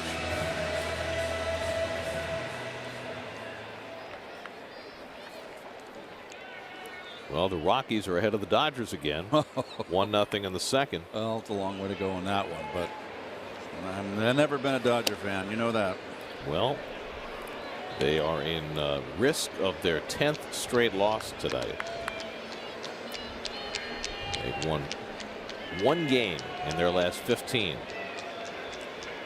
Whereas for 2 months they could barely ever lose a game. But they got stuck on 92 wins, right? 92. They still have the best record in the major leagues. but the lead is shrinking. They went into the day 5 games in front of the Nats for the best record in baseball, and could be 4 by the end of the day. What, with 20 games left, it's going to be, they'll be hard pressed to win 108 Wagos. Well, you knew that the Dodgers were probably going to have the best record in the National League for the last few months, and you would assume for many months that the Astros would have the best record in the American League, and they did from May 10th until yesterday when the Indians caught them. Cleveland and Houston each with the same record at 86 and 56 coming into today. That's what a 17-game winning streak will do for you.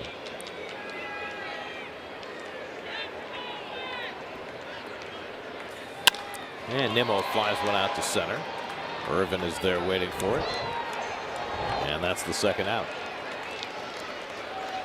So the Mets are down to their final out of the afternoon. In the afternoon, they've looked so promising when they took a 5-2 lead into the 7th, but not a good day for the Mets bullpen. 8 runs in the last 3 innings. And now Iglesias trying to put on the finishing touches against Travis d'Arnaud. Travis today 1 for 4, drove in a run with a first inning ground out.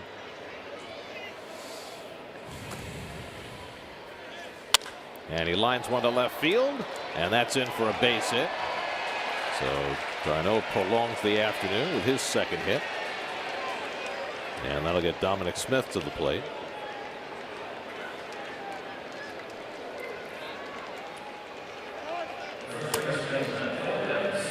Dom a base hit to tie up the ball game in the 3rd inning, and they hit a home run to lead off the 6th to put the Mets in front 3-2. Mets would eventually lead 5-2 before things fell apart.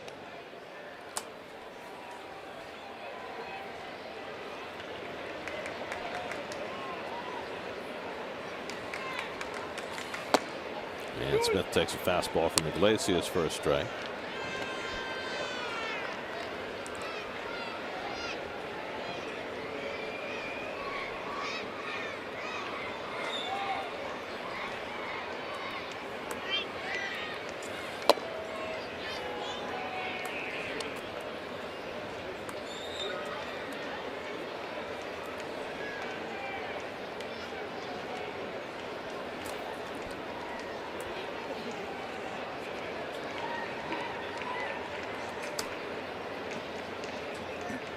One from Iglesias, and Smith waving at the changeup, and now the Mets are down to their final strike.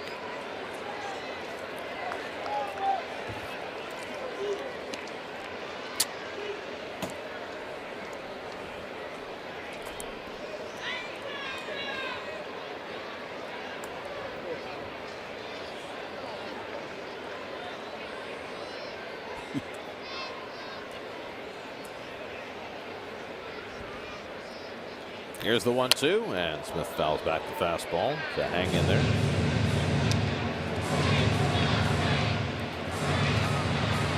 The Sal Romano rooting section is still here. He is not the pitcher of record. No decision for Sal, a Southington, Connecticut product. Gave up 2 runs in 5 innings and led the entire stadium in most fans per particular athlete. I don't know how many hundreds of tickets Sal left for the game today, but those red-clad folk are still here, and they look very happy.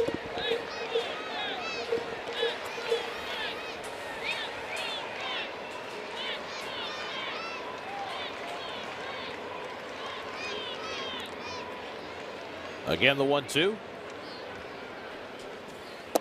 and Smith lays off the slider, and Dom's still in there. Here's the Romano section, all dressed in their 47s in Reds wear.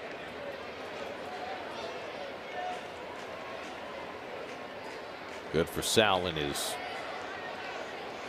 first game ever close to home. And Smith strikes out, and that puts an end to the afternoon. Iglesias with a 6-out save as the Reds score 8 runs in the last 3 innings and rally to beat the Mets 10-5, snapping the Mets' 4-game winning streak. Well, they were out. The Mets were out.